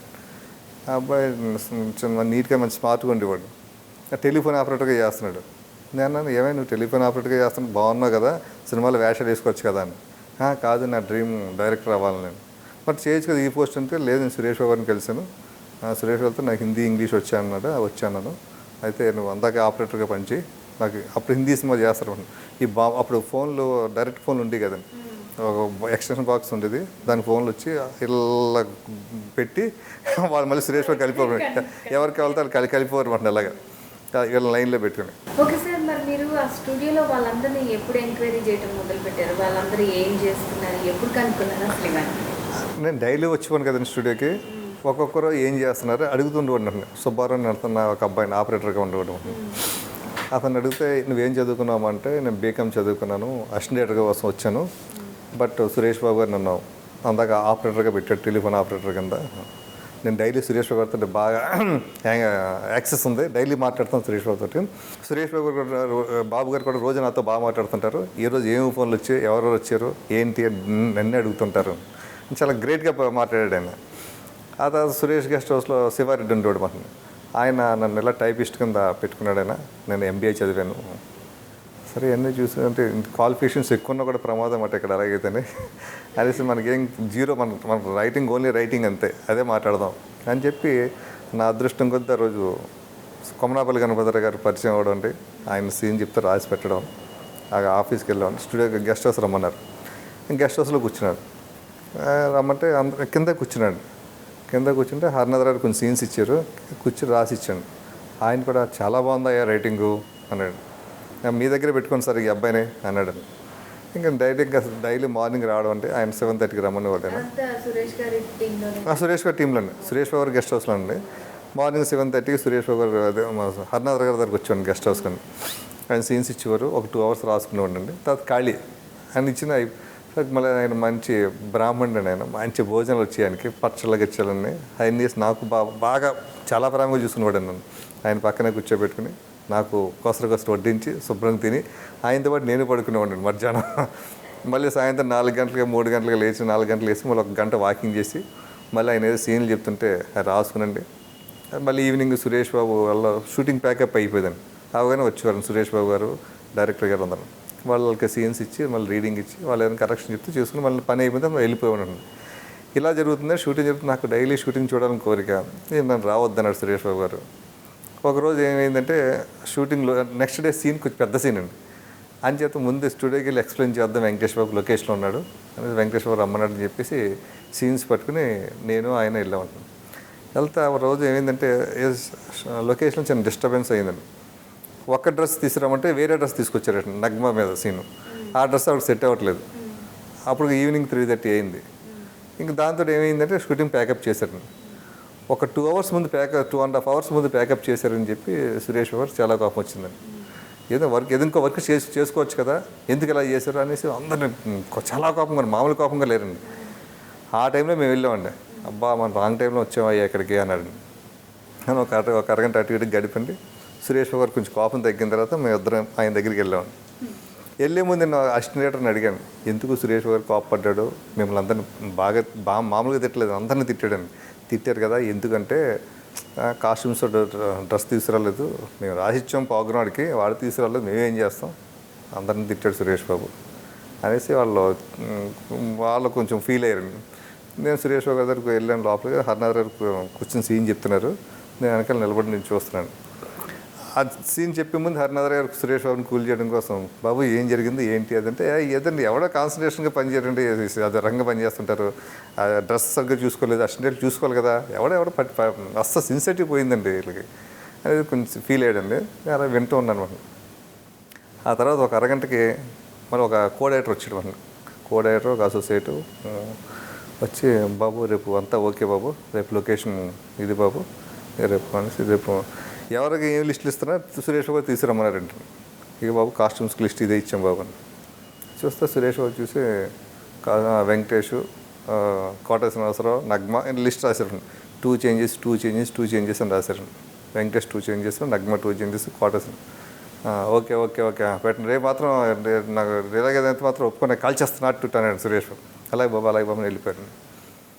నేను ఆ లిస్టే చూస్తున్నానండి, 2 చేంజెస్ ఉన్నాయి. ఏంటి చేంజెస్, ఏం డ్రెస్సులు నాకు తెలియట్లేదు, ఏం డ్రెస్సులు రేపు వీళ్ళు ఏం సీన్ ప్లాన్ చేశారో నాకు తెలియదు. ఒక సీన్ తెలుసు, రెండో సీన్ ఏంటో నాకు తెలియట్లేదు. అందరికీ నేను సురేష్ బాబు గారితో, బాబు ఒక్కసారి నాకు అది లిస్టు చూడొచ్చా బాబు అని. నీకేం పని అన్నాడు. అప్పటి వరకు నా పేరు తెలియదు సురేష్ బాబుకి. ఇర్రా ఏమయ్యా అని పిలిచేటప్పుడు పేరు పెట్టేప్పుడు పిల్లలేదండి. అందరికి అంటే అదేదో లిస్ట్ అంటే దాంట్లోనే టెక్నికల్ ప్రాబ్లం ఉందండి అన్న. టెక్నికల్ ప్రాబ్లం ఏంటి అన్నాడు సీరియస్గా. ఇప్పుడు వెంకటేష్ బాబు 2 చేంజెస్ అని రాశారండి, నగ్మ 2 చేంజెస్ అని రాశారు, కోట శ్రీనివాసరావు చేంజ్ అన్నారు, అన్నారు, ఇవన్నీ రాశారు సార్. అది ఇప్పుడు అలాగిస్తే ఎవరికి అర్థం అవుతుంది సార్, ఎవడు బుర్ర పెట్టి పని చేస్తారు సార్ చెప్పండి సార్ అంటే. వాళ్ళు ఏం చేశారు, makeup list, costume list, production list అన్నీ ఒక్కొక్క పేర్లు రాసి ఒక్కొక్క కాపీ సురేష్ బాబు గారికి ఇచ్చారు. మేకప్ వాడికి అదే రాశారు, 2 చేంజెస్ ఇలాగా. కాస్ట్యూమ్స్కి అదే అందరికీ అవే రాశారు. చూస్తే నీ ప్రాబ్లం ఏంటి చెప్పు అన్నాడు. ఇదే సార్ లిస్టే ప్రాబ్లం సార్, ఇది దాని గురించి మీకు డిస్కస్ చేద్దాం, ఒకసారి లిస్ట్ ఇవ్వండి సార్ నేను చెప్తాను సార్. అది ఇస్తే నేను ఏం చేసాను, పేపర్ మీద రాసండి, టక్కని గీతలు గీసి, సార్ ఇలాగిస్తే ఎవడో తెలివిగా పనిచేయడు సార్, వాడు తెలివిగా పనిచేయాలంటే మనం ఏం తీస్తున్నాం వాడికి తెలియాలి కదా సార్. ఇప్పుడు ఏం చేస్తారంటే చీఫ్ ఇప్పుడు కోఆర్డినేటర్ ఏం చేస్తారంటే కాస్ట్యూమ్ చీఫ్ చెప్తున్నాడండి, రేపు పలానా సీన్ తీస్తున్నామని. వాడు ఆ చీఫ్ ఏం చేస్తున్నాడు, రేపు 2 డ్రెస్సులు రెడీ చేసి పెట్టండి రా, పలానా డ్రెస్ అంటున్నాడు. ఎందుకు రెడీ చేయమంటున్నాడు వాళ్ళు తెలియదు, వాళ్ళు ఏదో డ్రెస్సులు రెడీ అంటున్నారు. ఆ కింద ఫైనల్గా దోబీ దగ్గరికి వస్తుంది, వాడు ఇస్త్రీ చేసి వాడు ఏదో 2 డ్రెస్సులు అంటాడు కదా, ఆడికి అందిని 2 డ్రెస్సులు రెడీ చేసి పెడుతున్నాడండి. కారణం ఏంటి తెలియట్లేదు అక్కడ, దేనికోసం ఉన్నది. ఆ లిస్టులోనే రాస్తే పోతే ఏం పోతుంది, రేపు ఈ సీన్ తీస్తున్నాము, ఒక పెళ్లి సీన్ తీస్తున్నాము, లేదంటే పలానా సీన్ తీస్తున్నాము, ఆ సీన్ డీటెయిల్ రాశారనుకోండి, వాడికి అర్థం అవుతుంది, రేపు పెళ్లి సీన్ తీస్తున్నారా, అయితే పెళ్లి సీన్ రెడీ చేయాలన్నమాట, రేపు షాపింగ్ సీన్ తీస్తున్నారు, పలానా సీన్ తీస్తున్నారా, ఆ సీన్కి డ్రెస్ రెడీ చేయాలన్నమాట. వాడికి ఒక ఐడియా ఉంటుంది కదా సార్. అంటే కిందకి పైకి చూశాడు సురేష్ బాబు, కరెక్టే అనేసి నేను ఒక చిన్న కాలం కింద రాశాను. కాలం కింద గడ్లు గట్టి రాసి ఇలాగైతే బెటర్ సార్, ఇలా దీంట్లో సీన్ రాయాలి సార్, ఇక్కడ ఆర్టిస్టులు రాయాలి సార్, ఈ ఆర్టిస్టులు కూడా ఏ టైంకి రావాలో రాస్తే సరిపోదు సార్. ఈ పక్కనే ఎవరెవరు ఏం కాస్ట్యూమ్స్ వాళ్ళకి ఉట్టి కాస్ట్యూమ్సే ఇది చేంజెస్ అని కాదండి, పెళ్లి సీన్ అనుకోండి అన్నీ రాయాలి సార్, వాళ్ళకి ఏమేమి కావాలి ఏంటని రాయాలి, లేకపోతే వాళ్ళు అలా సెట్ వాళ్ళకి ఏం కావాలో అన్నీ రాసి ఇవ్వాలి సార్. అంటే అందరికి ఒకే పేపర్ సార్, బట్ అన్ని లిస్టులు అందరికీ తెలుస్తుంది సార్. అప్పుడు ఎవడబడికి అక్కడ బుర్ర పెట్టి పనిచేస్తారు సార్, దీనికన్నా మనం బాగా చేద్దాం, అరే ఈ సీన్ ఇదే కదా సీన్, ఈ సీన్కి మనం ఏం చేయాలంటే ఒక ఐడియా వస్తుంది సార్ వాళ్ళకి. బాగానే ఉందా అనేసి చూసి ఒక నిమిషం చూసి, ఏంటి ఏమైనా పేరేంటే మహేష్ అండి, మహేష్ అని వెంటనే ప్రొడక్షన్ మీద పిలిచి ఇతను ఏం రాశాడో ఈ విధంగా బుక్స్ ప్రింట్ చేయించండి, ఎన్నేసి కావాలయ్యా అన్నాడు. అదే సార్ కాస్ట్యూమ్స్ కొట్టిస్తారు సార్, మేకప్ కొట్టిస్తారు, ప్రొడక్షన్ ఇంకెవరెవరికి ఇస్తారు నాకు తెలియదు సార్ లిస్ట్ అంటే. ఎంతమందికి ఇస్తారు ఆ లిస్టులో అన్న. బాబు 5 మందికి ఇస్తాం బాబు అన్నాడు. సార్ 1+4 ఈ ప్రింట్ చేయించండి, నాకు రేపు మార్నింగ్ కల్లా కావాలి బుక్స్ అన్నాడు. నాకు కోఆర్డినేటర్ని పిలిచాడు, ఆ కోఆర్డినేటర్ కూడా నువ్వు ఏమనుకున్నా అది ఎక్స్ప్లెయిన్ చేయన్నాడు. వాళ్ళని కింద నీకు పని పాట లేదా, ఏంటో ఇది అన్న. సార్ ఇలాగెలా సరే అని పెద్ద రిసీవ్ తీసుకునేవారు కదండి. బట్ బుక్స్ అయితే రెడీ అయిపోయాయి. నెక్స్ట్ డే మార్నింగ్ నా ముఖం మీద వాడేశారు, నువ్వు రాయి అన్నాడు.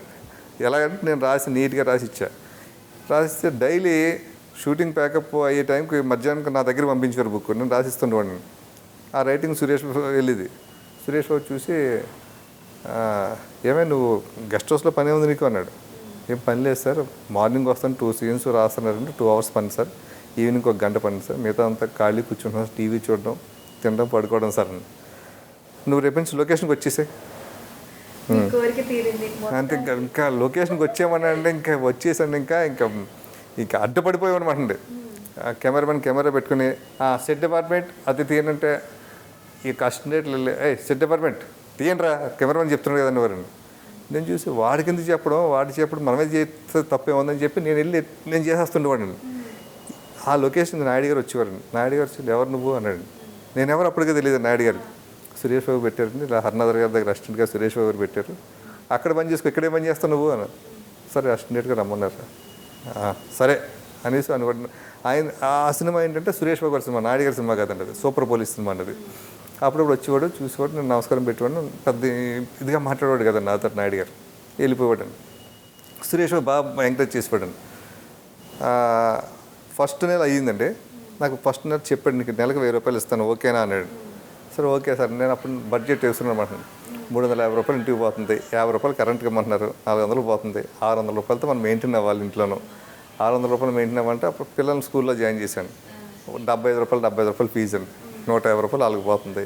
సరే పాలు ఇది ఇంకా ఓకే ఓకే అన్నీ రాసుకుంటే కరెక్ట్గా సరిపోతుంది. అంటే అవి కూడా మా వేరే వాళ్ళని పరిచయం చేసుకుని రేషన్ బియ్యం అండి, రేషన్ కార్డు, వాళ్ళు రేషన్ కార్డు తీసుకుని వాళ్ళ దగ్గర నుంచి బియ్యం తెచ్చుకోవడం, కిరోసిన్ తెచ్చుకోవడం, గ్యాస్ స్టవ్ కూడా లేదండి నాకు, కిరోసిన్ తెచ్చుకోవడం సరిపోతుంది, కరెక్ట్గా సరిపోతుంది. ఇలాగే మనం మెయింటైన్ అవ్వాలి. కొంచెం పొజిషన్ నా వైఫ్ పాపం ఓకే ఓకే అందని. ఇవన్నీ నేను ఆ డబ్బులు ఏం వేస్తున్నారో తనకి ఇచ్చేదాన్ని, ఇచ్చేవాడిని, పాపం తను చూసుకుంటూ ఉండేదండి. ఇలా ఫస్ట్ నెల ఇంకా నాకు శాలరీ కూడా రాలేదండి. నన్ను డైరెక్టర్ కూడా గుర్తించాడు, అరే కూడా స్పీడ్గా పనిచేస్తున్నాడు అనేసి. నేను ఫీల్ అయ్యేవాడిని కాదండి. ఇప్పుడు అక్కడ కొంచెం వాటర్ వేయండి అని వాడిని కెమెరామెన్ పెట్టుకుని నేనే వెళ్ళి వాటర్ వేసి ఇవ్వండి, లేదా చూడమంటే నేనే చూసి ఇవ్వండి. నాకేంటో వర్క్ నేర్చుకోవాలి ఫస్ట్, ముందు దూరిపోవాలి దీంట్లో ఇన్వాల్వ్. అసలు ఎందుకు అడుగుతాడు కెమెరామెన్, ఆ పని చేస్తాక మనకు అర్థమవుద్ది కదా. నేను అడిగాను, క్లియర్ చేసింది సార్ ఏంటంటే అది చేస్తే కొంచెం లైటరింగ్ వస్తుంది, గ్లిటరింగ్ వస్తుంది, దానికి కొంచెం ఇలాగ వస్తుంది ఇది అన్న. ఓహో దీనికోసం అట అనేసి నేను ఈసారి కెమెరామెన్ చెప్పకుండా నేను చేసేవాడిని అండి. ఆ ఫ్లోర్ కనబడితే క్లీన్ చేసేసేవాడిని. ఇంకోటి అంటే చూస్తే నన్ను ఒకసారి కెమెరామెన్ కూడా తిట్టాడు కదా, రవీంద్ర బాబు నీకేం పని అయ్యాను సార్, ఎందుకంటే వాళ్ళు చెప్పే వాళ్ళు నేను చేస్తాను, నాకు మైండ్లోకి వెళ్ళిపోద్ది కదా, నేను నేర్చుకోవడానికి కావాలంటే సరే ఓకే ఓకే ఒక్కొక్కరితో ఒక్కొక్క సాధిస్తామని కూడా నేను. ఆ విధంగా అదే నెలలో బంగారు బుల్లోడు అని సినిమా రిలీజ్ అయిందండి, బాలకృష్ణ సినిమాని. తీసుకెళ్తే మా డైరెక్టర్ కే మురళీమోహన్ దగ్గర ఉంటున్నాను. ఆయన మమ్మల్ని అందరినీ సినిమా తీసుకెళ్ళాడు, నన్ను కోడేటర్ని అసిస్టెంట్లు అందరినీ. ఆయన చాలా ఫ్రెండ్లీగా ఉంటాడు అన్నమాట. డైరెక్టర్ అంటే సెట్లోనే డైరెక్టర్లో ఉంటాడు, సెట్ బయటకు వస్తే ఆయన ఒక బ్రదర్లాగా ట్రీట్ చేస్తుంటాడు అందరినీ. అలా చూస్తే సినిమాకి వెళ్ళి అందరినీ రెస్టారెంట్ తీసుకెళ్ళాడు. ఎవరైనా కావాలి తినండి అన్నాడు. అందరూ ఆయన మళ్ళీ ఆయన నాన్ వెజ్ తింటాడు, ఆయన వెజిటేరియన్ తింటాడు. చికెన్ బిర్యానీలో అయ్యి తిన్నాడు. నువ్వే అంటే ఆర్డర్ ఇవ్వలేదండి. సార్ నాకు ఆకలేదా అని, మనం వచ్చింది సెకండ్ షో కదా, ఆకలి లేకపోవడం ఏంటండి. సార్ ఇందాక నేను బాగా తిన్నాను సార్, ఇందాక సాయంత్రం అంతా నాకు ఆకలి లేదు సార్. సరే సరే ఏదో తినొచ్చు కదా, ఏం నాకు అవసరం లేదు సార్. అయిపోయింది. వాళ్ళ ఇంటర్వెల్లో ఆయన డౌట్ వచ్చింది, నువ్వు అబద్ధం చెప్పావు, నువ్వు ఏదో ఉందంటే ఎందుకు కనలో చెప్పు నువ్వు అనండి. నిన్ను ఎవరు వాళ్ళని కామెంట్ చేశారు అసిస్టెంట్లో, లేకపోతే ఎవరిని ఏమైనా ఉన్నారా ఏదంటే నన్ను ఎవరో కామెంట్ చేయలేదని. నేను తినకపోవడానికి రీజన్ ఉంది సార్ చెప్పాను, సినిమా అయిందో చెప్తాను సార్. ఆయన సినిమా చూశాడు. సినిమా అయిన తర్వాత ఇంటర్వెల్ మళ్ళీ కూల్ డ్రింక్ అని చెప్పి కూల్ డ్రింక్ తాగాండి. అయితే బొద్దుమ చేసి తీసుకొస్తూ ఎందుకు నువ్వు తినలేదు చెప్పు ఏంటని అంటే, సార్ నేను ఇప్పుడే కదా సార్ స్టూడియోలో జాయిన్ అయ్యాను, ఇంకొక 1 వీక్ పోతే శాలరీ వస్తుంది, బట్ 2 months నుంచి నేను ఇంట్లో తీసుకున్న డబ్బులు అయిపోయాయి సార్, నా ఇంట్లో డబ్బులు ఏమి లేవు ఇప్పుడు. మా డైలీ ఏంటంటే నా వైఫ్ అడ్జస్టబుల్ ఇదండి, శుభ్రంగా రసం పెడుతుంది, రసంతో తినేస్తున్నాను, అందరం పిల్లలు తినేస్తారు. నాకైతే ఇక్కడ స్టూడియోలో ఏది తింటున్నాను మధ్యాహ్నం భోజనం, నైట్ మాత్రం రసం భోజనం ఇంట్లోను. ఇందాక అడిగితే ఇవాళ రసం వండుతానని చెప్పింది. పిల్లలు రసం భోజనం తింటున్నప్పుడు, భార్య తింటున్నప్పుడు నేను ఈ చికెన్ బిర్యానీ తింటాను నాకు ఇష్టం లేదు సార్. నేను ఆ ఫీలింగ్తోనే వచ్చినాను సార్ అంటే ఆయన అలా భుజం మీద గట్టిగా అలా కొట్టి సరే అనేసి తక్కువ జేబులోంచి డబ్బులు తీసి ఇచ్చాడండి, దగ్గర పెట్టుకోండి. లేదు సార్ నాకు డబ్బులు అవసరం లేదు సార్, నాకు డబ్బులు అవసరం లేదు, నాకు డబ్బులు ఉన్నాయి సార్, నాకు అంటే నాకు ఇది అవసరం లేదండి, ఎలా ఇంకొక 3-4 రోజుల పాటు శాలరీ వస్తుంది కదా సార్ అని. అందరికైనా సరే సరే అని ఆ రోజు సాటర్డే నెక్స్ట్ డే మార్నింగ్ మళ్ళీ నేను సురేష్ గెస్ట్ హౌస్కి వెళ్ళాను సిట్టింగ్ అయిపోయింది 12:30 టైంకి. ఏంటి ఈరోజు భోజనం ఏంటి మీ ఇంట్లో? ఈరోజు సండే అండి, బట్ మేము సండే చేసుకోవట్లేదండి, శాలరీ వచ్చింది సండే మాకు నవ్వుతూ. ఓకే అండి అవేండి, సరే బయటికి వెళ్దాం భోజనానికి అని సండే అనేసి జూబ్లీ చెక్ పోస్ట్ దగ్గర అప్పుడు ఆర్ట్ షాప్ అని ఒకటి ఉండేది మనకు, ఇప్పుడు లేదండి అది ఒకటి అక్కడ ఫేమస్ ఉంటుంది. అక్కడికి వెళ్ళి ఇద్దరం కూర్చుంటే తింటావా నువ్వు అని, లేదు నేను ఇంటికి వెళ్ళిపోతాను సార్ మీ కంపెనీకి. సరే నేను అనేసి ఆయన ఏదో వెజిటబుల్ తిన్నాడు, తినేసి చికెన్ బిర్యానీ ప్యాక్ చేయించాడు. వాళ్ళ చుట్టాల ఇంటికి అక్కడికి వెళ్తున్నట్టున్నారు, వాళ్ళ బ్రదర్ కజిన్ వాళ్ళంతా ఉండేవారంటే సండే అక్కడికి వెళ్ళేవాడు ఆయన. సో ప్యాక్ చేస్తే వాళ్ళు తీసుకెళ్తున్నారు అనుకుంటే అసలు నన్ను ఇంటి దగ్గర డ్రాప్ చేస్తూ ఇది ఇచ్చాడు. అదేంటండి ఈరోజు సండే కదా ఎంజాయ్ చేయండి నన్ను, మధ్యాహ్నం చాలా పని లేదు కదా, అబ్బాయి అవసరం లేదు కదా అనేసి ఇంటికి వచ్చాడు. అప్పుడే మా ఇంట్లోకి వచ్చి మా పిల్లల్ని చూసి, అరే ఎంత ముద్దుకున్నారు పిల్లలు, ఏంటి నువ్వు అని, ఇలా చేయడం ఏంటి నువ్వు అని. ఏం సార్ మేమంతా ప్రిపేర్ అయ్యి వచ్చాం సార్, అది మన చేత అంటే లేదు తీసుకొని చెప్పేసి ఆయన అన్నాడు, ఏమైనా నీ కాన్ఫిడెన్స్ నాకు చాలా ఇది అవుతుంది, నువ్వు డైరెక్టర్ అవుతావయ్యా, ఈ కాంపౌండ్లో అవుతావు అని చెప్పలేను కానీ నువ్వు డైరెక్టర్ అవుతాను సార్. నేను డైరెక్టర్ అవుతాను సార్, కానీ ఈ కాంపౌండ్లో అవ్వాలి సార్, నాకు కోరిక ఈ కాంపౌండ్లో అవుతాను చెప్పండి సార్ మీరు. ఈ కాంపౌండ్లో కష్టం అయ్యా డైరెక్టర్ అవ్వాలంటే, చాలా ఉంటాయి, చాలా టెస్టులు ఉంటాయి. తర్వాత అది కాకపోయినా నీ ముందు సీనియర్స్ ఉన్నారు, చాలామంది ఉన్నారు కదా, వాళ్ళందరినీ కష్టం అదంతానే. బట్ ఏం చెప్పలేం, అదృష్టం కూడా. రామానాయుడు గారు సురేష్ బాబు చేతిలో ఉంటుంది ఏదన్నా. ఫస్ట్ నెల అయింది, ఫస్ట్ నెల 1000 రూపాయలు ఇచ్చారండి, కరెక్ట్ 2వ తారీఖు ఇచ్చేసారండి. సురేష్ బాబుతో నేను చనువుగా మాట్లాడేసి ఉండండి, బాబు ఇది బాగాలేదు బాబు, ఇది బాగుంది బాబు, ఇది ఇలాగైతే బాగుంది. ఆయన నన్ను బాగా చూసుకున్నారు. 2వ నెలకు వచ్చేసరికి 1500 ఇచ్చాడండి శాలరీ అండి. 3వ నెలకు వద్ద 2000 ఇచ్చాడండి. ఇచ్చి ఆయన నన్ను కృష్ణానగర్లో వెళ్తుంటే, నువ్వు ఎక్కడ కృష్ణారా దా అనేసి ఆయన కార్లో డ్రాప్ చేసి వెళ్ళిపోయాడు అలాగా. ఇంకా 4వ నెల 5 నెలలకి బాగా క్లోజ్ అయిపోయి 2500. సినిమా స్టార్టింగ్ రోజు నాకు 1000 రూపాయలు వస్తే ఆ సినిమా ఫినిషింగ్ 2500 ఇచ్చారండి. సురేష్ బాబు గారు నాకు బాగా డీప్ అయిపోయారు, సురేష్ బాబు గారు, వెంకటేష్ బాబు. కానీ నాయుడు గారు నాకు పెద్ద పరిచయం కాదండి, ఆ నాయుడు గారి సినిమా కాదు. కానీ కొంతమంది ఉంటుంది కదా స్టూడియోలో కుట్రలు ఉంటాయి కదా, వాళ్ళందరికీ ఒక ఫీలింగ్ వచ్చేసింది, ఇది ఎవడో వచ్చాడు డామినేషన్ చేస్తున్నాడు, సురేష్ బాబు పట్టేశాడు, వెంకటేష్ని పట్టేశాడు, ఇలాగ అనుకుంటుండేవారు. సూపర్ పోలీస్ సినిమా రిలీజ్ అయిందండి. అది రిలీజ్ అయినప్పుడు నేను చెప్తుండేవాడిని, మొదటి నుంచి చెప్తుండేవాడిని, సురేష్ బాబు కథలో సరిగ్గా కథ ఇలా ఉండకూడదు అని నేను డైరెక్టర్ కూడా చెప్తుండేవాడిని. డైరెక్టర్ గారిని లేదా తమిళ అతను చెప్పాడు కరెక్ట్, ఇది ఇలా ఉండాలని. సురేష్ బాబు లేదు అది ఇది అని ఉండేవారు. సినిమా రిలీజ్ అయిందండి, ప్రతి విషయంలో నన్నే పెట్టుకున్నారు. అప్పుడు రెహమాన్ గారు మ్యూజిక్ అన్నారు సినిమాకి, ఆయన దగ్గర దాదాపు 1 మంత్ నన్నే పెట్టారు సురేష్ బాబు. సినిమా రిలీజ్ అయిందండి, సినిమా ఫ్లాప్ అయిందండి. అందరూ డైరెక్షన్ డిపార్ట్మెంట్ అందరూ కూడా ఫస్ట్ కాపీ చూసి సినిమా సూపర్ అని చెప్పారు. ఫస్ట్ కాపీ చూసి నన్ను సురేష్ ఫస్ట్ కాపీ చూసిన తర్వాత ఎప్పుడైనా నీ ఫీలింగ్ అని మారిందా మహేష్ అన్నాను. బాబు నా ఫీలింగ్ మారలేదు బాబు, నేను యాజ్ ఎ కామన్ ఆడియన్గా చూస్తున్నాను, నేను పనిచేసిన వర్కర్గా చూడట్లేదు. సినిమా పనిచేసిన వర్కర్గా అయితే నాకు సినిమా సూపర్ హిట్ అయిపోవాలి, మంచిగా నేను పడ్డ కష్టం అటువంటిది, అందరం పడ్డం కాదు, మీరు అందరూ పడ్డారు కష్టం అది. కానీ ఆడియన్గా చూస్తే మాత్రం సినిమా తలా తోకలేదండి. ఇది నా పర్సనల్ ఫీలింగ్ అండి. సురేష్ బాబు ఫస్ట్ టైం నా మీద చిరాకు పడ్డాడండి. మాట్లాడతా అందరూ బాగుందంటే అన్నాడండి.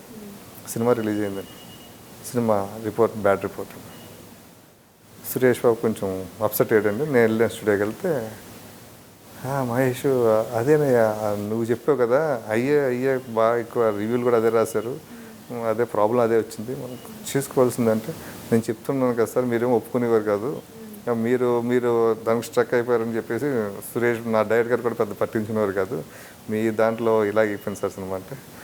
అదే సరే సిన్సియర్గా చేయి సార్, మనం హిట్ కొట్టాం, మంచి హిట్స్ మీద ఇయర్ మహేష్ మనం అది ఇది అంటుంటారు అనేసి. యాక్చువల్గా ఒక సినిమా ఫ్లాప్ అయితే ఆ అసిస్టెంట్ దగ్గర రానివ్వరండి, నాయుడు గారు కానీ సురేష్ బాబు గారు కానీ. ఆ కాంపౌండ్లో ఏం పని చేస్తారా మీరు, ఏం తెలివితేటలే మీది హట్ అని చాలా చిరాకు పడతారండి. అటువంటిది ఫ్లాప్ అయిన తర్వాత నన్ను సురేష్ బాబు గారు నన్ను బాగా లైక్ చేశారండి. లైక్ చేసిన తర్వాత నెక్స్ట్ ఇమ్మీడియట్గా కాంపౌండ్లో ఇంకో సినిమా స్టార్ట్ అవుతుందండి, కొండపిల్ల రత్తయ్య అని. దానికి దాసనారాయణ గారు డైరెక్టర్ అండి, ఎంవిఎస్ అరుణాధర్ గారు రైటర్ అండి. మళ్ళీ నన్ను సిట్టింగ్లకి రాసుకుంటూ ఉంటే నేను ఫేర్ చేయడం అని కూర్చోవడం. అయితే దాసనారాయణ గారికి కాలదనాలు పెట్టాలంట, నాకు తెలీదు. నేను ఎవరికి కాలదన్నం పెట్టలేదు. నేను రామనాయుడు గారు కూడా ఎవరికి పెట్టలేదు. ఇలా నమస్కారం అనుకోండి, లేకపోతే ఇలా అనుకోండి. ఫస్ట్లో ఇలా అంటే బాగోట్లేదని అందరూ ఇలాగ అంటారు చెప్పి నేను ఇలాగ అంటుండేవాడిని. దాసన్ ఇలా అంటే చూసి వెళ్ళిపోయాడు. ఎవరు చెప్పాడు నెక్స్ట్ డేట్ అని. ఆయన అక్కడ ఏంటంటే ఆ కోటేట్లు అందరూ అలా స్టూడియోకి వచ్చినప్పుడు పడుతున్నారు, అందరూ పడుతున్నారు. నాకు ఆయన బాస్ కాదు, నేను ఆయన దగ్గర పనిచేయాలి, నేను ఎందుకు పడాలి, నేను పెద్ద పట్టించుకోలేదండి. కొండపల్లి రత్తయ్య సినిమా స్టార్ట్ అవుతుందండి. రేపు షూటింగ్కి అందరూ షూటింగ్ స్టార్టింగ్ అక్కడండి. ఇక్కడ ముహూర్తం చేసేసి రాజమండ్రిలో షూటింగ్ అండి, అక్కడికి వెళ్ళాలండి. నన్ను తీసేశారు.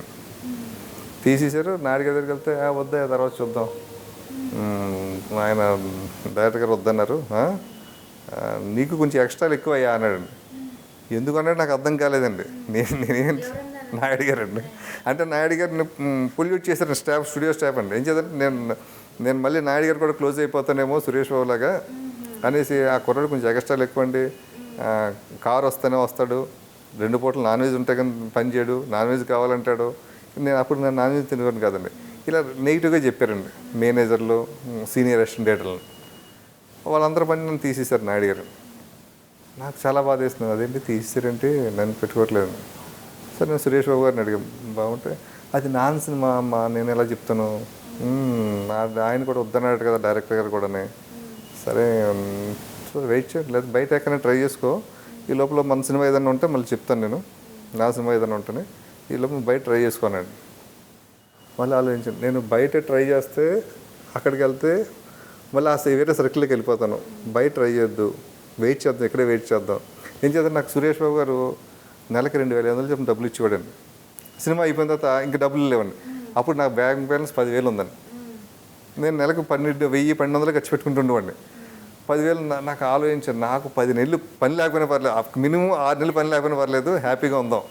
కానీ డైలీ స్టూడియోకి వెళ్ళడం, మళ్ళీ పూర్వంలాగే సురేష్ బాబు గారికి నాయుడు గారికి పెట్టేవాడిని కాదు, నాయుడు గారిని కలిసేవాడిని కాదండి. సురేష్ బాబు గారిని కలిసి మళ్ళీ వచ్చేవాడిని. ఈ లోపల లక్కీగా ఏంటంటే యమలేల సినిమా పెద్ద హిట్ అయ్యిందండి. అది వెంకటేష్ బాబు గారికి బాగా నచ్చింది, అది హిందీ చేస్తున్నారు. అదే మళ్ళీ సురేష్ బాబు గారు దాన్ని రైట్స్ కొనండి, మళ్ళీ కే మురళీమోహన్ రావు గారిని డైరెక్టర్గా పెట్టి సినిమా మొదలుపెట్టారు.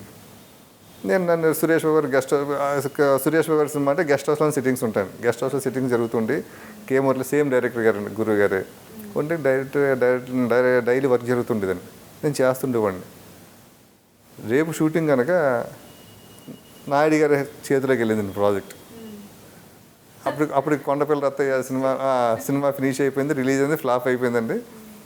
నాయుడు గారు ఖాళీగా ఉండేందుకు నేను చేసుకుంటాను సినిమా అని అంటే నా సురేష్ చేసుకున్నారు.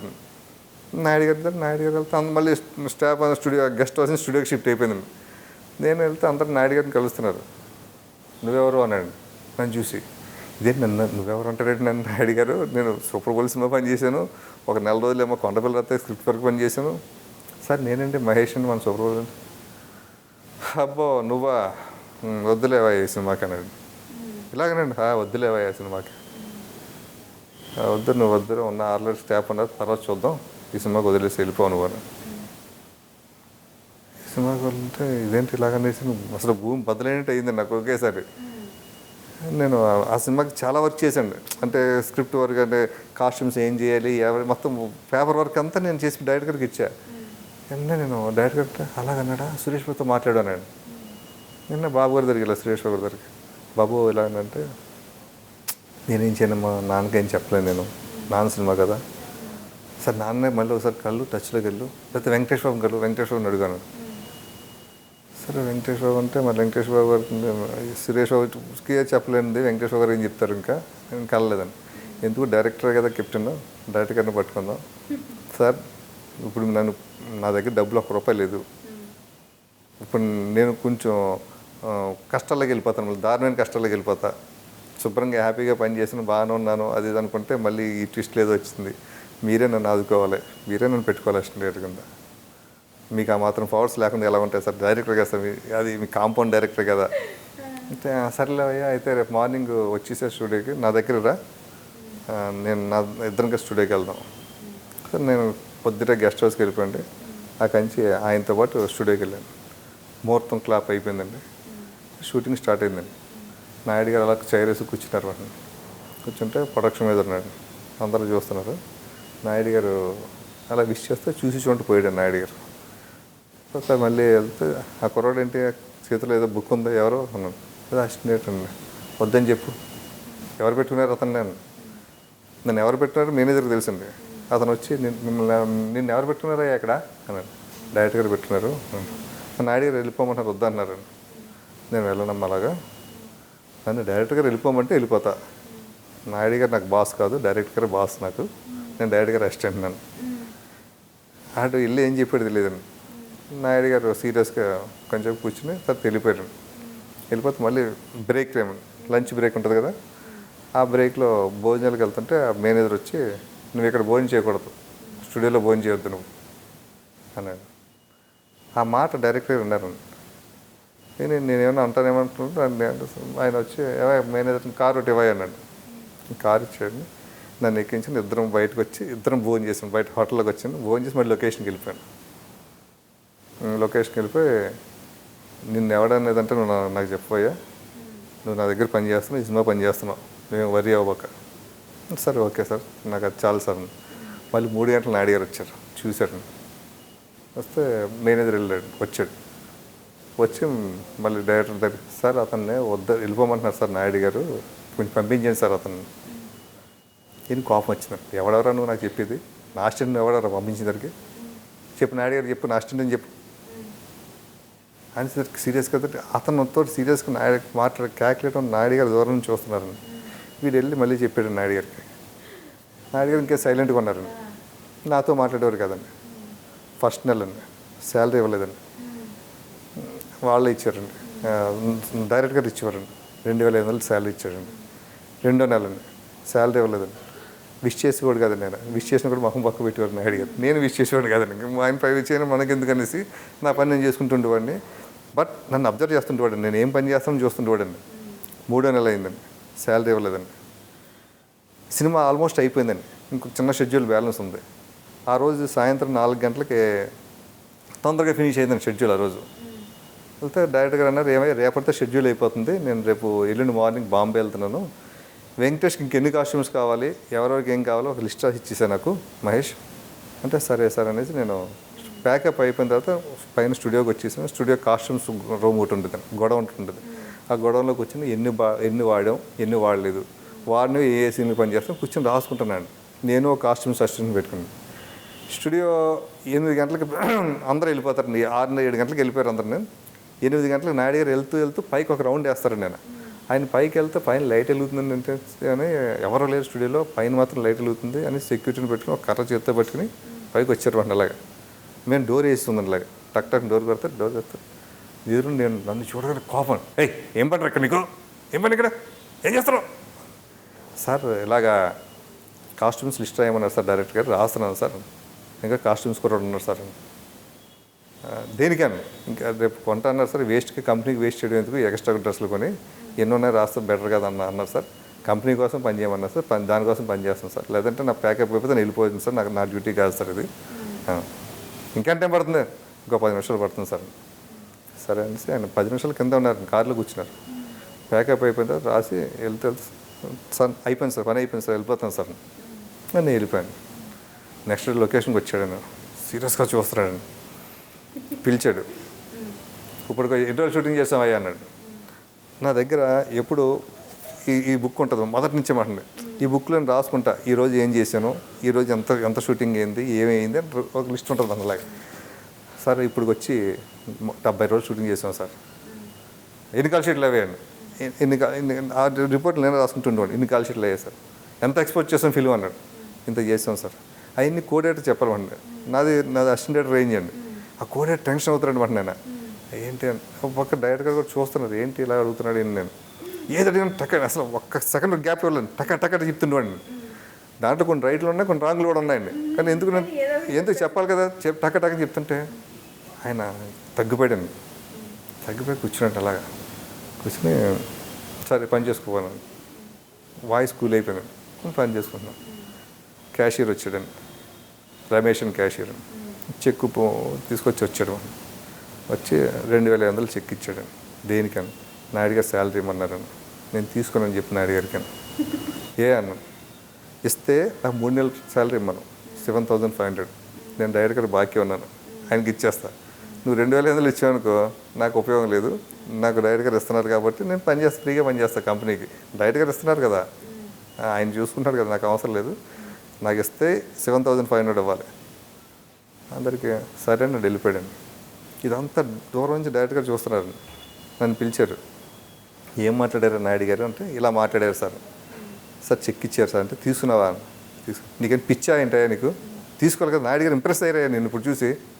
ఇంప్రెస్ నువ్వు మహేష్ నీకు కొంచెం ఉందా, తిక్క ఉందా నీకు? నేను సార్ నాకు అలాగే ఇష్టం లేదు సార్, నేను కొంచెం చంపుకోలేను సార్ అని. మళ్ళీ ఆయన కోపం వస్తుందయ్యా, మరి ఎలాగా అన్నాడు. ఏం పర్లేదు సార్, ఏముందంటే ఆయన నన్ను గుర్తించినప్పుడు ఆయన నన్ను ప్రేమిస్తాడులేండి, దాని గురించి ఏముందలేండి అన్న. అన్న మేము మాట్లాడుకుంటున్నాం, మళ్ళీ క్యాషియర్ వచ్చాడు మనని, వచ్చి నాకు 7,500 చెక్ ఇచ్చాడండి. ఇస్తే తీసుకుని వెళ్ళి నాయుడు గారి దగ్గరికి వెళ్ళి, చాలా థ్యాంక్ యూ సార్, భుజమే కొట్టేలాగా, జాగ్రత్తగా పని చేసుకోవయ్యా, ఇక్కడ డైరెక్టర్ దిగనివి, సిన్సియర్గా పని చేసుకో అన్నాడండి. అప్పటికి కోపం ఉండి మనిషి నా మీద, సిన్సియర్గా పని చేసుకో, ఇక్కడ డైరెక్టర్ అవుదని అన్నాడు. అంటేనే ఫస్ట్ టైం ఆయన కాళ్ళదనం పెట్టాడు. అప్పటికి నేను కాళ్ళదనం పెట్టలేదు, నేను పెట్టి ఇంకా ఆ రోజు ప్రతిరోజు నేను కాళ్ళదనం పెట్టాను. ఇంకేదంటే నేను అవ్వచ్చు అవ్వకపోవచ్చు అది వేరే విషయం, పెద్ద మెగా ప్రొడ్యూసరు, అంత ప్రొడ్యూసరు ఆయన దగ్గర స్థానం దొరికితే చాలనుకున్న వాడిని, ఆయన నువ్వు డైరెక్టర్ అవుతావు, ఇక్కడ పని చేసుకో, జాగ్రత్తగా పని చేసుకో, 4-5 సినిమాలు పని చేయి అన్నాడు. ఎప్పుడైపోతే 4-5 సినిమాలు అనే ఒక ఆతృత అండి. కానీ ఇంకా డే నైట్ ఇంకా భార్య పిల్లలు కూడా మర్చిపోయేవాడిని, ఇంకా పని పని పని పని. ఆ సిన్సియరిటీ అని రామారావు గారు నన్ను గుర్తించారండి. గుర్తించి ఇంక నన్ను చేయడానికి కారణం కూడా నెక్స్ట్ సినిమా ధర్మచక్రం మొదలైందండి. ధర్మచక్రం వెంకటేష్ బాబు గారు హీరో అండి, సురేష్ కృష్ణ గారు డైరెక్టర్ అండి. ఆయన అప్పుడు తమిళ్లో చాలా పెద్ద డైరెక్టర్ అండి, భాష సినిమా పెద్ద హిట్ అండి ఆయన తెలుగులో ధర్మచక్రం సినిమా తీశారు. సినిమా అంతా అయిపోయిందంటే చెన్నైలో రికార్డింగ్ జరుగుతుందండి. అప్పుడు చెన్నైలో జరిగేదండి అంత వర్క్ అంతా. డైరెక్టర్ గారు బాగా బిజీ అండి, తమిళ సినిమా షూటింగ్లో ఉన్నారు, ఫారిన్ వెళ్ళిపోయాను నేను. అయిపోతే అక్కడ రికార్డింగ్ జరుగుతున్నప్పుడు అక్కడ మ్యూజిషియన్స్ గట్ట కామెడీ ట్రాక్ బాగాలేస్తే, కామెడీ కొంచెం వీక్గా ఉంది సార్ సినిమాలోను, అది డైరెక్ట్గా తీశారు మన కామెడీ అంటే. వెంటనే ఆయన 1-2 సార్లు చూసి నాయుడు గారు ఉండేవారు మాట అక్కడ. అలాగే దాని మ్యూజిక్ డైరెక్టర్ శ్రీలేఖ గారు అండి, ఆవిడ కూడా చెప్పి కామెడీ బాగాలేదు సార్ అని చెప్పింది. చెప్పి నాయుడు గారు ఒక ఆలోచనకు వచ్చేసి వెంటనే అప్పుడు జంజల్ గారు ఇదే కాంపౌండ్లో సినిమా చేస్తున్నారండి, ఓహో నా పెళ్ళంటని. ఆ సినిమా కూడా నేను అసిస్టెంట్గా పనిచేస్తున్నాను. పనిచేస్తుంటే జంజల్ గారికి ఫోన్ చేసి నాయుడు గారు కామెడీ ట్రాక్ రెడీ చేయమన్నారు. రెడీ చేయమని అంటే జంజల్ గారు చెప్పారండి. చెప్తే అంటే జంజల్ గారు ఒక రెడీగా ఉందని చెప్పి ఏదో ఒక ట్రాక్ వినిపించారు. అది నాయుడు గారికి నచ్చిందండి. నచ్చి అది డైరెక్ట్గా వినడం కోసం మళ్ళీ నాయుడు గారు అర్జెంట్గా వచ్చేసారండి. వచ్చి ఆ నెక్స్ట్ డే ఉండిపోయి మొత్తం ట్రాక్ బాగుంది, ఇది బాగుంది, మహేష్ కొంచెం డైరెక్టర్తో ఫాలో అయిపో, ఆ ట్రాక్ తీసేసండి అంటే అది చెప్పి డైరెక్టర్కి చెప్పారండి నాయుడు గారు. దీనికి ఏవిఎస్ బ్రహ్మాండం బాగుంటారని చెప్పి అప్పటికప్పుడు మాట్లాడేసింది. వాళ్ళ డేట్లు కూడా మాట్లాడేశారండి. మీరు తీసేసండి జంజల్ గారు, డైరెక్టర్ గారు లేరు అక్కడ, ఆయన ఫారిన్లో ఉన్నాడు అంటే ఒక వన్ డేలో అయిపోతుంది సార్ అని చెప్పాడు. చేసేసండి అన్నాడు. ఆయన మళ్ళీ ఆ నెక్స్ట్ డే ఎప్పుడు చెన్నై వెళ్ళిపోయారండి. వెళ్ళిపోయిన తర్వాత ఆ నెక్స్ట్ డే షూటింగ్ చేద్దాం అనేసి అనుకున్నామంటే కొంచెం అప్పుడు ఏంటంటే జంజల్ గారు హెల్త్ బాగాలేదండి. హెల్త్ బాగా కొంచెం అప్సెట్ అయి ఉన్నారండి, ఏదో ఇది కింద ఆ మందులు వేసుకోవడంతో కొంచెం బాగా డల్గా ఉండేవారు. లొకేషన్కి వచ్చేసారండి. లొకేషన్కి వచ్చేసి ఆ మందులు వేసుకున్న తీవ్రతతో ఆయన కారులో పడుకుని అందరూ లొకేషన్లో బ్రహ్మానందం గారు, ఆర్టిస్టులు, ఏవిఎస్ గారు, జూనియర్ ఆర్టిస్టులు, బస్సులో సీన్లండి అంతా కూర్చుంటే అప్పుడు సెల్ ఫోన్లు లేవండి, లింగం పనులు. ఫోన్ చేయాలంటే ఒక 5 కిలోమీటర్లు వెళ్ళి ఫోన్ చేయాల్సి వచ్చేదండి. ఈయన పోస్తా ఈయన హెల్త్ బాగాలేదు, డల్గా ఉన్నారు అని చెప్పేసి నేను సురేష్ బాబు గారికి ఫోన్ చేశాను. ఫోన్ చేసి అప్పటికి ఒక 10:30 అయిపోయిందండి. ఒక 2 అవర్స్ వేస్ట్ అయిపోయింది. సార్ ఇలాగ డైరెక్టర్ గారు బాగాలేదు సార్, ఎవరినో ఈవీవి గారిని కానీ లేకపోతే ఇంకెవరైనా డైరెక్టర్ గారిని పంపిస్తారు సార్, కామెడీ ట్రాక్ కదా తీస్తారు కదంటే, ఏమయ్యా వాళ్ళు తీస్తారు వీళ్ళు తీస్తారు అనుకుంటా నువ్వు తీస్తాను కానీ లేదా, నీకు నమ్మకం లేదా, కాన్ఫిడెన్స్ లేదా, చేయొచ్చు కదా నువ్వు ఏ కామెడీ సీన్లు. సురేష్ గారు ఏదో కోపంలో ఇరిటేషన్లో ఉన్నారు, ఆ టైంలో నేను ఫోన్ చేయడం నన్ను తీసేయమన్నట్టు. నేను వెంటనే వెళ్ళిపోయాను. డైరెక్టర్ గారు పక్కన ఉన్నారు, కారులో ఉన్నారు. సార్ ఇలా అంటే చేయండి అన్నాడు నీరసంగా అనేసి కెమెరామెన్కి చెప్పాను. తీసేయమన్నారు, డైరెక్టర్ గారు కూడా తీసేయమన్నారు, సురేష్ గారు తీయమన్నారు. బ్రహ్మానంద గారు చెప్తే తీవయ్యా బ్రహ్మాండంగా హుషారుగా ఉన్న కుర్రాడు తీసే అన్నాడు. ఏవిఎస్ గారిని టప సీన్లు తీసేసామండి. ఆ బస్సులో సీన్లు, అక్కడి నుంచి స్టూడియోలో సీన్లు. ఈవినింగ్ లాస్ట్ సీన్ అయిపోతుందండి, ఫినిషింగ్ అవుతుందనిగా జంజల్ గారు మేము హాస్పిటల్కి పంపించామండి. కొంచెం ఇదిగా డల్గా ఉన్నారు ట్రీట్మెంట్ అంటే అంటే అప్పుడు సురేష్ బాబు గారు వచ్చారు సాయంత్రం బ్రహ్మాండంగా తీస్తున్నాడు అనేసి బ్రహ్మానందం గారు చెప్పారు ఏవిఎస్ గారిని. కెమెరామెన్ కూడా అన్నాడు బాగా వస్తున్నాయి బాబు సీన్స్ అన్న. ఓకే వెరీ గుడ్ అని వెళ్ళిపోయాడు సురేష్ బాబు. నాయుడు గారు వచ్చారండి. నాయుడు గారు ఇద్దరికి ఏంటమ్మా అంటే అయిపోయింది సార్, ఇంకా చిన్న సీన్ సార్ అయిపోతుంది, ఇంకో 1 అవర్లో అయిపోతుంది సార్. వెరీ గుడ్ బాగా వస్తుంది కదా, బాగా వస్తున్నాయి సార్ కానీ అలా కూర్చున్నారండి. నేను ఆయన నేను చెప్పలేదు, డైరెక్ట్గా లేరు నేను తీస్తున్నాను విషయం నేను చెప్పలేదండి. సరిగ్గా అంతా రెడీ అయిపోయి నేను సీన్ అంతా చెప్తున్నాను, యాజ్ అసిస్టెంట్గా చెప్పాలి కదా కాబట్టి నాయుడు గారు అదే అనుకుంటున్నారు, అసిస్టెంట్గా కలిసి అన్న ఎక్స్ప్లెయిన్ చేస్తాను కదా అని. అంతా రెడీ సార్, అంతా okay ready, start camera action అన్న. యాక్షన్ నాయుడు గారు ఉలికి పడ్డారండి. అంటే ఈ అబ్బాయి చెప్తున్నాడంటే యాక్షన్, మహేష్ చెప్తున్నాడు ఏంటి, జంజల్ గారు చెప్పారు డైరెక్టర్ ఎక్కడ అదే స్టార్ట్ అయిపోయిందో తెలియదు. ఏమైనా నువ్వేంటే సార్ డైరెక్టర్ గారు గుంటలో బాగాలేదు సార్, కొంచెం గెస్ట్ హౌస్లో రెస్ట్ తీసుకుంటున్నారు, నేను సురేష్ గారిని అడిగితే తీసేయమన్నారు. ఏమైనా నీకేం బుద్ధి ఉందా లేదా, ఏమనుకున్నావు నువ్వు, ఇది ఆల్రెడీ బాగలేదని సీన్ పక్కన పెట్టి మళ్ళీ నువ్వు తీస్తావేంటిది, ఫట్ అని కోప్పడిపోతే బ్రహ్మానందం గారు వచ్చి లేదు నాయుడు గారు చాలా బాగా వచ్చేసి ఆ సీన్లు బాగా వస్తాం, ఇవన్నీ బాగా నవ్వుకుంటారండి. ఏంటి నవ్వుకునేది చెప్తాను, సీన్ బాగా రాకపోవాలి నేను స్టూడెంట్ బయటికి గంటేస్తానండి. ఇదేంట్రా వాళ్ళకి ఇదేం పరీక్ష నాకు అనుకున్నానండి. చేయమంది సురేష్ బాబు చేయమన్నారు, చేస్తాను నాయుడు గారు ఇంత కోప్పడ్డారు. నాకు మాట చెప్పాలి కదా నువ్వు, నేను ఎవరన్నా డైరెక్ట్గా పెట్టువాను కదా, నీకేం సీనియారిటీ ఉంది అది చాలా కోప్పడ్డారు. సార్ నైట్ అంతా వెళ్ళిపోయిన తర్వాత ఎడిటర్ మార్తాండ్ గారు అంటారు పెద్ద ఆయన కూర్చోబెట్టి సీన్లు అంతా కట్ చేసేసండి, మార్నింగ్ రెడీ చేసి పెట్టేసి నాయుడు గారు వచ్చేటోడికి నైట్ ఇంటికి వెళ్ళకుండా అక్కడే వర్క్ చేసండి. ఆయన మార్నింగ్ వచ్చారండి, చూశారు, నవ్వారండి, బాగానే వేసాం ఓకే ఈ షార్ట్లో అవసరం కొన్ని కరెక్షన్ చెప్పారు, చేసి అలా చూశాడు అన్న ఒక నవ్వు ఇసిరాడు. నేను అమ్మాయి అనుకున్నాను ఓకే అని ఆయనకి కాన్ఫిడెన్స్ వచ్చేసిందండి, ఇటు తీసేస్తాడని. ఆ తర్వాత ఇంకా నా స్టూడియోలో నా మంచి పొజిషన్ ఇచ్చారు నాయుడు గారు అండి. జన్మభూమి కార్యక్రమం వచ్చిందండి చంద్రబాబు నాయుడు గారిని, అప్పుడు టీవీ యాడ్లు కావాల్సి వస్తే ఆ యాడ్లు కూడా నాతో చేయించి ఇంకా నాయుడు గారు శివయ్య సినిమా అండి, శివయ్య సినిమాకి పోసన కృష్ణమురళి గారు ఆయన అంతకుముందు చింత కొద్దిగా పరిచయం అండి. శివయ్య సినిమాతో మా ఇద్దరికి బాగా క్లోజ్ అయ్యిందండి. క్లోజ్ అయ్యి నాయుడు గారు ఆ టైంలో సూపర్ హీరోస్ అని ఒక సినిమా తీశారండి, అది పెద్ద ఫ్లాప్ అండి. నేను పని చేయలేదండి ఆ సినిమాకి, నేనేమో ప్రేమించుకుందారా పని చేశా. నాయుడు గారు నెక్స్ట్ సినిమాకి కసిగా హిట్ సినిమా తీయాలని మంచి పట్టుదలతో ఉన్నాడండి ఆయన. ఆ టైంలో పోసన మురళి గారు నాకు చెప్పారు కథ, నేను వెళ్ళి నాయుడు గారు చెప్పాను, సార్ శివయ్య అని కథ చెప్పారు సార్ మురళి గారు, బాగుందండి, గ్యారెంటీకి హిట్ అవుతుంది సార్ సినిమా. ఆ సురేష్ వర్మన్ డైరెక్టర్, ఆయన మన చుట్టూ తిరుగుతున్నాడు కదా, పెట్టుకుని చేస్తే బాగుంటుందేమో కదా సార్, హీరో ఎవరయ్యా అని. అదే సార్ మీరు అంటే మీరే డిసైడ్ చేయండి సార్ కథ విని అన్న అని మేము డిస్కస్ చేస్తుంటే అదే టైం రాజశేఖర్ వచ్చి వెళ్ళాడు మాట. నేను ఆయన అప్పటికి 1 year నుంచి షూటింగ్ లేదు, మేకప్ పడలేదు, ఖాళీగా ఉన్నాడు మన సినిమా చేయమని నాయుడు గారిని.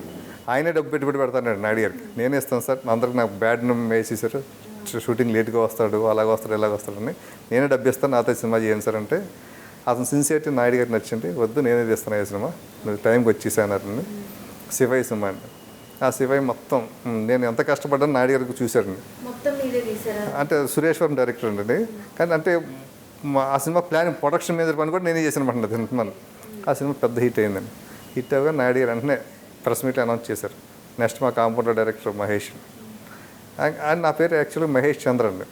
మహేష్ చంద్ర అంటే ప్రెస్ మీట్లో చెప్పడంతో ఒక ఫస్ట్ పేపర్లో జర్నలిస్టు పేపర్లను ఫస్ట్ నా పేరు చూసుకుంది ఏంటంటే ఒక యువ దర్శకుడికి పరిచయం కాబోతున్న స్టూడియో నుంచి అతని పేరు చంద్ర మహేష్ అని వచ్చిందండి. మహేష్ అని చంద్రమహేష్ అని రాశాడు సార్, డైరెక్టర్గా నా పేరు చంద్రమహేష్ వచ్చింది కదా సార్, అదే పేరు కంటిన్యూ చేద్దామని చెప్పేసి ఇంకా చంద్రమహేష్గా ఉండగా పోసన కృష్ణమురళి గారు ప్రేయస్ రవి కథ చెప్పారండి. చెప్తాను నేను బాగా ఫీల్ అయ్యి అంటే నేను నాయుడు గారు చెప్పాను, సార్ సినిమా మంచి కథ తెచ్చుకోమన్నారు కదా సార్, మురళి గారు కథ చెప్పారు సార్, వినండి సార్ అని. వినగానే నాయుడు గారు కూడా వెంటనే చాలా ఇంప్రెస్ అయ్యారు, బాగా చేయండి అమ్మ, వర్క్ చేసుకోండి, నాకు డైలాగ్ వర్షన్ మీరు బాగా వేస్తే నేను సినిమా అనౌన్స్ చేస్తాను, లేదా అప్పటికి అనౌన్స్ చేయండి, మీరు చెప్పిన లైన్ బాగుంది, మీరు 5-10 నిమిషాలు చెప్పారు బాగుంది, ఇది 2.5 hours కావాలి కదా అని. సార్ మురళి గారు నన్ను ఇద్దరం కలిసి వైజాగ్ వెళ్ళిపోయాను. వైజాగ్ వెళ్ళి 10 days అక్కడే కూర్చుని, ఆ టైంలో మురళి గారు భోజనం చేయడం కూడా ఖాళీ లేనంత టైం అండి, అంత బిజీ అంటే ఆయన పెళ్లి చేసుకుందాం, పవిత్ర బంధం, శివయ్య, గోకులంలో సీత, స్నేహితులు కంటే నాన్ స్టాప్ హిట్లు పట్టినాయి ఆయన సినిమాలు. ఆ టైంలో ఆయన ఒక 10 నిమిషాలు ఒక గంట దొరికితే చాలు అని డైరెక్టర్లు ప్రొడ్యూసర్లు వెంట పడుతున్న టైంలో నా కోసం మంచి వాల్యూ ఇస్తాడు ఫ్రెండ్షిప్కి, నా కోసం మంచి కథ ఇచ్చి నా డైరెక్టర్ చేయాలని తపంతో వైజాగ్ వెళ్ళిపోయి 10 days పక్కా బయట రాసి ఇచ్చాడు నేను నాయుడు గారికి ఇవ్వడం, చదువుకోవడం. సరే దీనికి శ్రీకాంత్ అయితే బాగుంటాడు నేను అంటాను. నాయుడు గారు శ్రీకాంత్ గారికి ఫోన్ చేయడం, టపా షూటింగ్ స్టార్ట్ అయిపోయిందండి. షూటింగ్ స్టార్ట్ అయిపోయి అసలు యాక్చువల్గా అయితే నాయుడు గారి సినిమాకి నాయుడు గారు ప్రతిరోజు సెట్లో ఉంటారండి. ఈ ప్రేయస్ రావుకి మొదట 5-6 రోజులు ఉన్నారండి, తర్వాత లేరండి. కారణం ఏంటంటే ఆయనకి ఎంపీగా సీట్ వచ్చిందండి. ఇంకా ఆయన క్యాన్వర్సింగ్, ఎలక్షన్స్ ఇంకా హడావుడిలో ఉన్నారండి. ఇంకా ప్రేయస్ రావే సినిమా ఆ విధంగా ప్రస్తుతం స్టార్ట్ అయింది. సినిమా అంతా అయిపోయిందండి. ఒక్క క్లైమాక్స్ సీన్ ఒకటి తీయాలనుకుంటున్నాను. ఆ క్లైమాక్స్ సీన్ ఏంటంటే ఆ క్లైమాక్స్ సీన్ తీస్తున్నప్పుడు సిట్టింగ్స్లోనే ప్రాబ్లం వచ్చిందండి ఆ సీన్ గురించి. ఏం చేద్దంటే అప్పుడు వెంకటేష్ బాబుది శ్రీను అని ఒక సినిమా రిలీజ్ అయిందండి. దాంట్లో నాలిక కోసుకుంటాడు. కోసుకుంటే ఆ సినిమా పెద్ద సక్సెస్ కాలేదండి. నాయుడు గారు ఏం చేశారంటే ఆర్బీ చౌదరి గారు కథ చెప్పారు, ప్రేయస్ రవి కథ. నాయుడు గారి కథ అంతా బాగుంది కానీ క్లైమాక్స్ బాగాలేదు సార్. మన వెంకటేష్ బాబు నాలుగు కోసుకుంటేనే సినిమా చూడలేదు, శ్రీకాంత్ గుండె త్యాగం చేస్తే ఎవరు చూస్తారు సార్ సినిమా అన్న. అదే టైం నాయుడు గారికి కొంచెం నాకు డౌట్ పడి వచ్చిందండి. ఆ తర్వాత డాక్టర్ సోమరాజు గారు వచ్చారన్నమాట. ఆయనకి నాయుడు గారు ఈ గుండె ఇలా మార్చొచ్చా, ఇలా చేయొచ్చా, మా కథ ఎలా ఉందంటే ఫులిష్నెస్, ఆ గుండె ఎలా మారుస్తారు అది దానికి ఆపరేషన్ ఉంటుంది, దానికి పెద్ద సిస్టమ్ అది ఇది ఉంటుంది. ఎక్కడో రైలు కింద పడిపోయి బాడీని తీసుకొచ్చి మార్చుకుంటే మాస్టర్ అది అంటే పక్కనే ఉన్నాను. కాదు మార్చుకున్నా కరెక్ట్ కాదు, అది నవ్వుతారు థియేటర్లో సినిమా చూస్తాను. నాయుడు గారు అయితే క్లైమాక్స్ మార్చేసాము అన్నాడు. క్లైమాక్స్ మార్చంటే ఇప్పుడు క్లైమాక్స్ మార్చంటే ఐడియా రావాలి కదా సార్, సినిమా ఫినిష్ చేద్దాం సార్, లాస్ట్లో మారుద్దాం సార్, సపరేట్ బిట్టే కదా అది అని చెప్పి ఉంచి లాస్ట్ వరకు నేను ఒప్పుకోలేదండి. కన్విన్స్ చేసి లాస్ట్లో నాయుడు గారు ఒప్పించాను మార్చుదామని. సరే ఓకే అని చెప్పి నాకు ఎవరు స్టూడియోలో ఎవరు సపోర్ట్ చేయట్లేదు. ఆ సీన్ తీయాలండి, రైల్వే ట్రాక్ సీన్ తీయాలి, శ్రీకాంత్ డెత్ సీన్ తీయాలండి. ఈవెన్ మేనేజర్లు కూడా ఎవరు సహకరించట్లేదండి. నాయుడు గారు పర్మిషన్ లేదు, దానికి రైల్వే ట్రాక్ పర్మిషన్ తీసుకురావాలి, ఇది ఎలాగా. నాయుడు గారు ఓకే అంటే మేము ఓకే అంటాం, లేదు ఓకే అన్నాం. నాయుడు గారు నాకు అందుబాటులో ఉండలేదండి. నేను కారు వేసుకుని కారు నుంచి వెళ్ళిపోయాను. వెళ్ళిపోతే ఇక్కడేమో అందరికీ ఎవరికి దొరకట్లేదు, నాకు సెల్ ఫోన్ లేదండి. ఏం డైరెక్టర్ ఏమైపోతే తెలియదండి, అక్కడ మాకు అందుబాటులో లేడు, మరి రేపు షూటింగ్ ఉందని చెప్పి నాయుడు గారికి ఫోన్ వాళ్ళు మెసేజ్ పెట్టారు. నేను నాయుడు గారి దగ్గర ఏంటంటే రేపు మార్నింగ్ షూటింగ్ పెట్టి ఇక్కడికి వచ్చేవేంటి అన్నాడు. సార్ అనేసి వెళ్ళి కాళ్ళదన్నం పెట్టి, సార్ నాకు లైఫ్ ఇచ్చారు సార్ మీరు, సినిమా హిట్ అయితే నాకు పొజిషన్ ఉంటుంది సార్, సినిమా తేడా వస్తే మళ్ళీ ఇంత మంచి అవకాశం పాడు చేస్తున్నాం, మళ్ళీ నన్నే తిడతారు సార్ అందరినీ, నాకు ఒక్క ఛాన్స్ ఇవ్వండి సార్, ఆ సీన్ నేను తీస్తాను సార్, ఫస్ట్ మీకు కథ చెప్పినప్పుడు మీరు ఫీల్ అయ్యారు సార్, తర్వాత ఎవరెవరు ఏదో చెప్తే మళ్ళీ మీరు పక్క డైవర్ట్ అవుతున్నారు, అదే సీన్ తీద్దాం సార్, ఒక్కరోజు షూటింగ్ క్యాన్సిల్ అయిందని అనుకోండి సార్, ఒక్క ఛాన్స్ ఇవ్వండి సార్. నేను అంటే పర్మిషన్ లేవు కదా, అప్పుడు నేను అందరితో మాట్లాడుకున్నాను సార్, నేను పోయి ఆ రైల్వే వాళ్ళతో అందరితో మాట్లాడుకున్నాను, వాళ్ళు దొంగ చరుకు తీసుకోమని చెప్పారు సార్, తీసేస్తాను సార్. సరే ఓకే చేసుకో, ఏందే మీకు అవకాశాలు ఇస్తే ఒక టైపు అవకాశాలు ఏదైతే కొంచెం ఫీల్ అయ్యారైనా నేను వచ్చేసాను. వచ్చి డైరెక్ట్గా లొకేషన్కి వెళ్ళిపోయి కూర్చోండి, అందరూ లొకేషన్కి వచ్చారండి. ఆ లొకేషన్ చేస్తుంటే మాటిమాటికి వర్షం అండి, అదొక హార్డిల్ నాకు. ఆఖరి వర్షం తగ్గింది, సీన్ తీసేసాను. సీన్ తీసేసి అక్కడి నుంచి హాస్పిటల్ షిఫ్ట్ అయిపోయి హాస్పిటల్లో సీన్ తీసేసాను. మొత్తం అంత అయిపోయి నెక్స్ట్ డే మార్నింగ్ వచ్చి ఎడిటింగ్ చేసి పక్కా పెట్టుకున్నానండి. నెక్స్ట్ డే నాయుడు గారు వచ్చారండి. నాయుడు గారికి అందరూ కూడా రాంగులోనే చెప్పారండి, ఏదో తీసారు సార్, ఏం తీసారో కూడా తెలియదు సార్, అది సార్ ఇది సార్ అని చెప్తే ఆయన నా మీద పాజిటివ్ పోయిందండి. అప్పుడు బాగా పాజిటివ్గా ఉండేవాడు ఆయన, పాజిటివ్ పోయింది. సార్ ఆ సీన్ చూపించండి నాకు, ఏమంటో చూద్దాం, ఏంటంటే మళ్ళీ మనం రిలీజ్ డేట్ పెట్టేసుకున్నాం కదా, వేరే కొత్త సీన్ షూట్ చేద్దాం అని. నాయుడు గారికి కూడా నమ్మకం లేదండి ఆ సీన్ మీద, కొత్త సీన్ తీద్దాం, ఏదో నా కోసం తీసాం అన్నట్టు ఫీల్ అయ్యాడండి. ప్రివ్యూ డేట్లో వచ్చి కూర్చున్నారు నాయుడు గారు, మొత్తం ఆర్ట్ డైరెక్టర్, కెమెరామెన్, ఎడిటర్లు, అసిస్టెంట్ డైరెక్టర్ మొత్తం అందరూ కూర్చున్నారు, రైటర్ సహా. నేను లోపలికి వెళ్ళలేదండి, నేను ఆపరేటర్ రూమ్లో కూర్చున్నా.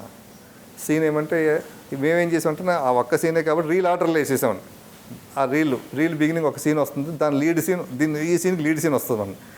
ఆ లీడ్ సీన్ వస్తే ఇది కాదా నిన్న తీసిన సీన్ ఏంటి అన్నాడు, ఇది చూశాను కదా, నేను గతంలో చూశాను కదా, ఇది ఎందుకు అన్నాడు. ఆపండి అంటే మా అసిస్టెంట్ పరిగెత్తుకుంటూ వచ్చాడు, ఆపమంటారు నాయుడు గారు. ఆ సీన్ ఏమంటారంటే నేను ఆపి ఇది కట్ చేసి మళ్ళీ వెళ్ళినట్టు మళ్ళీ సేమ్ ఇంతకన్నా ఎక్కువ టైం పడుతుంది, ఇలా వదిలేసిన రన్ అవుతుంది కదా సీను అని చెప్పేసి అంతా అలా నాయుడు గారు కోపంగానే చూసాడండి. అలాగా కోపం ఆ సీన్ చూస్తాను కానీ ఇన్వాల్వ్ అయిపోయాడు నాయుడు గారు.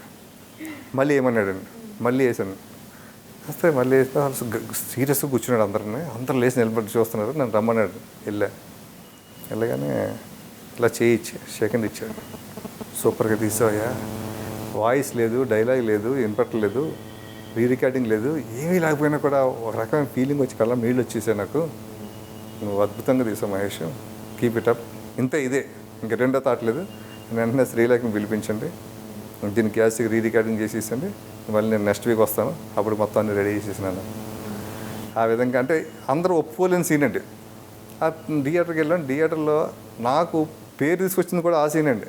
అంటే ఎక్కడో ఒక ప్రేమ కోసం అతను ప్రేయసి గుండె త్యాగం చేయడం అన్నది ఏ సినిమాలో కూడా రాలేదండి. అప్పటికి గుండె ఒక మనిషి గుండెని ఇంకొక మనిషి గుండెలో పెట్టడం కూడా లేదండి. మన సినిమా ఫస్ట్ టైం ఇప్పుడు ఎక్కడ జరిగేదండి. ఇప్పుడు ఎక్కడ పడితే అక్కడ చేస్తారనుకుంటుంది. అది ఆ సినిమా రిలీజ్ అయిన తర్వాత మంచి హిట్ అయిందండి. హిట్ అయిన తర్వాత అప్పటికు శ్రీకాంత్ గారి కంటిన్యూ ఫ్లాప్లు అండి, 12 ఫ్లాప్లు అండి. ఆయన ఒక టైంలో డిప్రెషన్కి వెళ్ళిపోయాడు. ఈ సినిమా మీద కూడా నమ్మకం లేదండి ఆయనకి. ఏం చూస్తారు మా ఇష్యూ సినిమాలో జనం నాకు లేదనేసి ఆయన ఏది పెడతారు కమిట్ అయిపోయారు వేషాలు. దాని టైంలో శ్రీకాంత్ అంటే చిరంజీవి గారికి బాగా ఇష్టం అండి. సినిమా రిలీజ్ అయ్యి హిట్ టాక్ రాగానే చిరంజీవి గారికి నాగబాబు చెప్పారంటండి, సినిమా నేను చూశాను, చాలా బాగుంది సినిమా. ఆయన యాక్ట్ చేశారు నాగబాబు గారిని. నా ప్రివ్యూ చూస్తున్నప్పుడే నాకు ఒక గుండెలు పిండేసింది, క్లైమాక్స్ అయితేనే బాగా తీశారు డైరెక్టర్ అన్నాడు. అంటే నా చిరంజీవి గారు ప్రత్యేకంగా షో వేయించుకున్నారు ఫ్యామిలీ అంతా. షో చూసి సినిమా చాలా ఫీల్ అయ్యారండి. ఎవరో డైరెక్టర్ అంటే నన్ను పరిచయం చేశారండి. నన్ను హగ్ చేసుకునండి, ఆయనే డ్రైవ్ చేసుకుంటూ ఆయన కార్లో నేను శివాజీ రాజా ఇంకొక ఇద్దరు ముగ్గురు ఉన్నారు. ఆయన డ్రైవ్ చేసుకుంటూ శ్రీకాంత్ షూటింగ్ జరుగుతుందండి. క్షేమంగా వెళ్ళి లాభం గారండి ఆ లొకేషన్కి వెళ్ళండి. శ్రీకాంత్ని అప్రిషియేట్ చేసింది అక్కడ.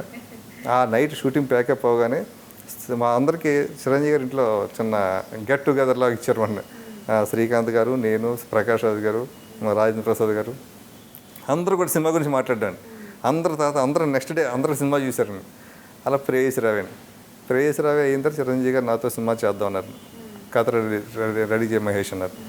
ఆ రెడీ చేద్దాం అనుకున్న టైంలో మా రామానాయుడు గారు, మహేష్ సినిమా మంచి హిట్ అయింది కదా, రెండో సినిమా కూడా ఎక్కడే చేయనువు, వెంకటేష్ కథ రెడీ చేయనువు అని. సరే అనుకున్నా. అంటే వెంకటేష్ బాబు గారికి కథ రెడీ చేద్దాం అనుకున్న లోపల చేస్తుంటే సెట్ అయ్యేది కదండి. సెట్ అయ్యేది కాదు. ఈ టైంలో నా వెనకాల 2-3 ప్రొడ్యూసర్లు తిరుగుతూ ఉండేవారండి. నేను అందరికీ మళ్ళీ సెకండ్ ఫిల్మ్ కూడా సురేష్లో చేస్తానండి, అది ఏంటో చేస్తానన్నా. నాకు బ్యాడ్ లక్ కొద్ది ఏమైందంటే నాకు సినిమా ఇవ్వలేదు రెండో సినిమా సురేష్లో. ఎందుకంటే కథ సెట్ అవ్వలేదండి. ఈ లోపల అనుకోకుండా వేరే డైరెక్టర్ వేరే కథ తీసుకొచ్చారు. ఆ కథ వాళ్ళకి నచ్చిందండి. ఆ కథను వెంటనే ట్రాక్లోకి ఎక్కించారు.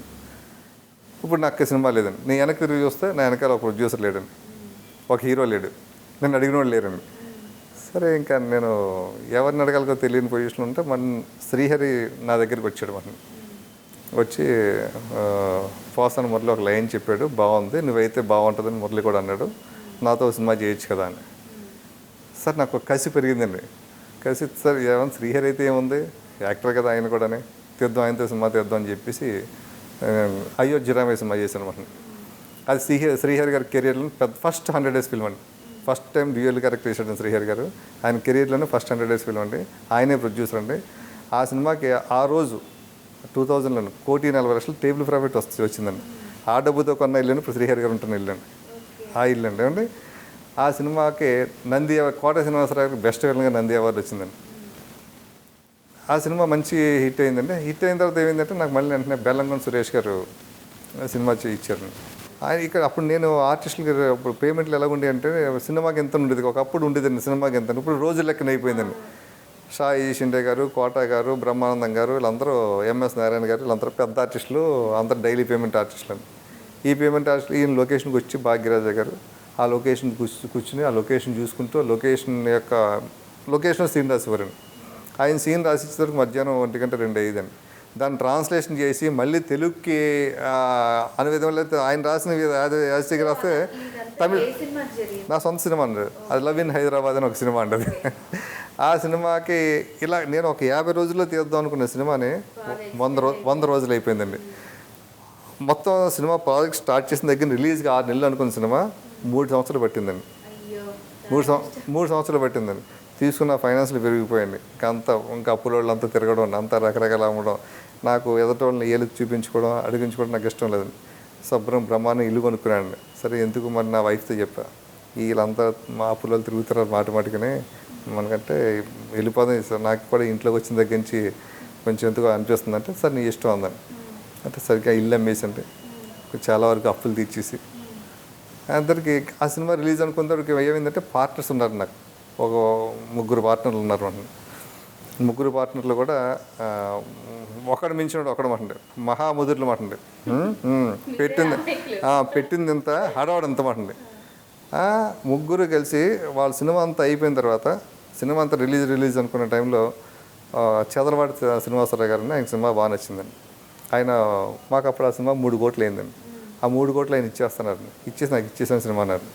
ఇచ్చేసిన సినిమా అందరికీ డీల్ అంతా ఓకే అయితే మా పార్ట్నర్లో ఒక పార్ట్నర్ ఉండే, అతనికి ఏంటంటే ఏదో 3 కోట్లుగా ఉండదో ఇంకా ఎక్కువ ఇస్తుంటాడు, మనకు చంద్రమేష్ సరిగ్గా చెప్పట్లేదని చెప్పేసి నా మీద స్పే పెట్టి మా మేనేజర్లకే చెప్పి మీరు అబ్జర్వ్ చేస్తుండయ్యా ఎంత ఇస్తున్నారు ఏంటి, ఇచ్చేదంటే ఎక్కువ చెక్కులు ఇవ్వరు కదా, క్యాషే కదా ఇస్తారు అనేసి నా దగ్గర నా మాట మాట్లాడుతూ వాళ్ళ దగ్గర ఆ మాట మాట్లాడుతూ నా మేనేజర్లు వచ్చి చెప్పారు. నేను చాలా హ్యాపీ అయ్యా, ఇంతకాలం నాతో క్లోజ్గా ఉన్నారు, వాళ్ళు ఇలాగ ఎందుకు మాట్లాడాలి, నాకు ఇంత లూజ్గా ఇంత చీప్గా ఎందుకు మాట్లాడాలని చెప్పేసి నేను వాళ్ళని పిలిచి ఏమన్నా మీరు డీల్ చేసుకోండి సార్, నా అమౌంట్ 50% అమౌంట్ నాది ఉంది, నాది 1,75,00,000 నా అమౌంట్, నా పర్సనల్ అమౌంట్ ఉంది సార్, మీ అమౌంట్ అంత ఉంది కదంటే సరే ఓకే అని చెప్పేసి వాళ్ళు ఏం చేశారని తెలియగా, ఏ మహేష్ మనంతా పార్ట్నర్స్ మనంతా ఓకే, బట్ ఏంటంటే నా ఇంట్లో మా వైఫ్ వాళ్ళు మనకెందుకు పార్ట్నర్షిప్లు అనేసి అంటున్నారు, మన పార్ట్నర్షిప్ అంతా ఓకే, వాళ్ళని సాటిస్ఫాక్షన్ చేయడం కోసం నువ్వు చెక్లు ఇచ్చేసాన్నారు.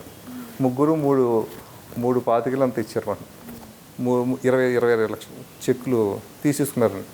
ఇచ్చేసి అంటే ఈయన ఊరిని ఇంట్లో వాళ్ళకి సాటిస్ఫాక్షన్ చేయడం కోసం మన పార్ట్నర్షిప్ మాదే, మన దాని యాజిటీ, కానీ ఇంట్లో వాళ్ళు కొంచెం లేట్ అవుతుంది కదా సినిమా అన్నారు దాని గురించి అంటే సరే ఓకే అనండి. ఈ లోపల నాకు రామానాయుడు గారి సినిమా వాళ్ళు ఇచ్చారండి, ఆలస్య అమృతం సినిమా.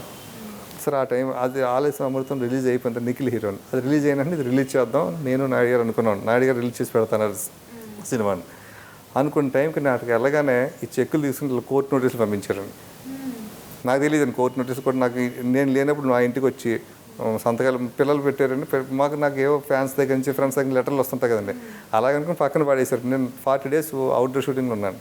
40 days వచ్చింది కోర్టు నోటీస్, అది ఏదో లోపల వాయిదాలు పడుతుందండి కోర్టుకి, మనం అటెండ్ కావట్లేదు. తర్వాత ఒకరోజు తెలిస్తే ఇంకా అక్కడి నుంచి ఇంకా ఏముందని పార్ట్నర్స్ ఇంకా కోర్టుల చుట్టూ తిరగడం అండి, ఇంకా ఆ సినిమాలో కోర్టులో ఉందండి. ఇంకా అంటే అది గొడవ సెటిల్ అయితే రిలీజ్ అవుద్దండి. తర్వాత వాళ్ళు నమ్మక ద్రోహం అంటే ఎంత దారుణంగా నమ్మక ద్రోహం చేస్తారని నాకు ఊహించలేదు, అంత చేశారండి. సరే నేను ఫీల్ అవ్వలేదు, నా భార్య కూడా నాకు ఎప్పుడు కూడా నన్ను ఫీల్ అవ్వద్దండి, ఎంచేదంటే నువ్వు ఎందుకు ఫీల్ అవుతావు, మనం 5,000 రూపాయలతో హైదరాబాద్ వచ్చాం, దరిదాపు 20,000 దరిదాపు హ్యాపీగా గడిపేసాం, పిల్లలకి ఒక పొజిషన్ తీసుకొచ్చాం, మనకు ఒక పేరు వచ్చింది కదా. ఇప్పుడు నీకు అర్థమైంది ఏంటి, నువ్వు ఎవరిని నమ్మొద్దు, ఎవరి మీద ఎవరి భుజమో చేయొద్దు, నీ పని నువ్వు చూసుకో. మరి మీరు రిటర్న్ గా పెట్టారా లేకపోతే కాంప్రమైజ్ అయిపోవడానికి ఇదైపోయారా, ఇంత ఫ్రెండ్స్ అందరు మీ మీద ఇలా చేశారు కదా? అంటే నేను వదిలేసాను, ఎందుకు నాకు గొడవలు ఇష్టం లేదు, నాకు ఎంతగా ఇష్టం లేదు. వాళ్ళు అంటే ఇప్పుడు మనం ఏదన్నా దోషం ఉందనుకోండి, పలానా గుడికి వెళ్ళి పలానా ఈ చేయి అంటారు కదా, అలాగే నాకైతే దోషం ఉంది, ఏదో వీళ్ళకి ఎప్పుడో పూర్వజన్మలో ఏదో మనకు ఏదో చేసాం, అది వదిలించుకుని వెళ్తారు, పోతే పోయింది 1,70,00,000. ఆ 1,70,00,000 ఈరోజు 5-6 కోట్లు అయిందండి ఆ ప్రాపర్టీ, చెప్తున్నాను అండి. సరే వదిలేసాను దాని గురించి, భగవంతుడు ఉన్నాడు ఆయనే చూసుకుంటాడులే అని. ఈ లోపల నాకు వేరే ప్రొడ్యూసర్ వచ్చాడు, మన శ్రీరామరెడ్డి గారని, ఆయన టీవీలో ప్రేయస్ రవి సినిమా వస్తుందంట, ఆయన బాంబేలో ఉంటాడు మాట. నేను ఎవరు చాలా బాగుంది సినిమా, ఎవరు డైరెక్టర్ని సెర్చ్ చేసి నా గురించి నన్ను ఎంక్వైరీ చేసి నాకు ఫోన్ చేసి తెలుగులో సినిమా చేయాలనుకుంటున్నానండి, నేను 3 years నుంచి ట్రై చేస్తున్నాను, మా ఆఫీస్ పలానా చూడడం చూస్తే చాలా పెద్ద ఆఫీస్ అండి.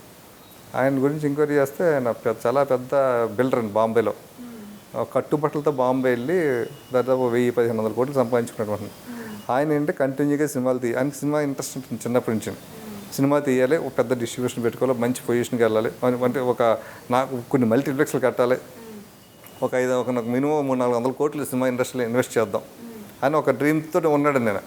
ఆయన నాకు పరిచయం ఆయనే మనకు ఫోన్ చేసి మాట్లాడి లైన్లో తీసుకుని, సురేంద్ర రెడ్డి అని ఒక ఫ్రెండ్ ఉన్నాడు అంటే నాకు ఆప్తమిత్రుడు, ఫ్రాన్స్ స్నేహితుడు, నాకు కాదు ఫ్రెండ్ అండి బయట డైరెక్ట్ సినిమా ఫీల్డ్కి సంబంధం లేదు నేను.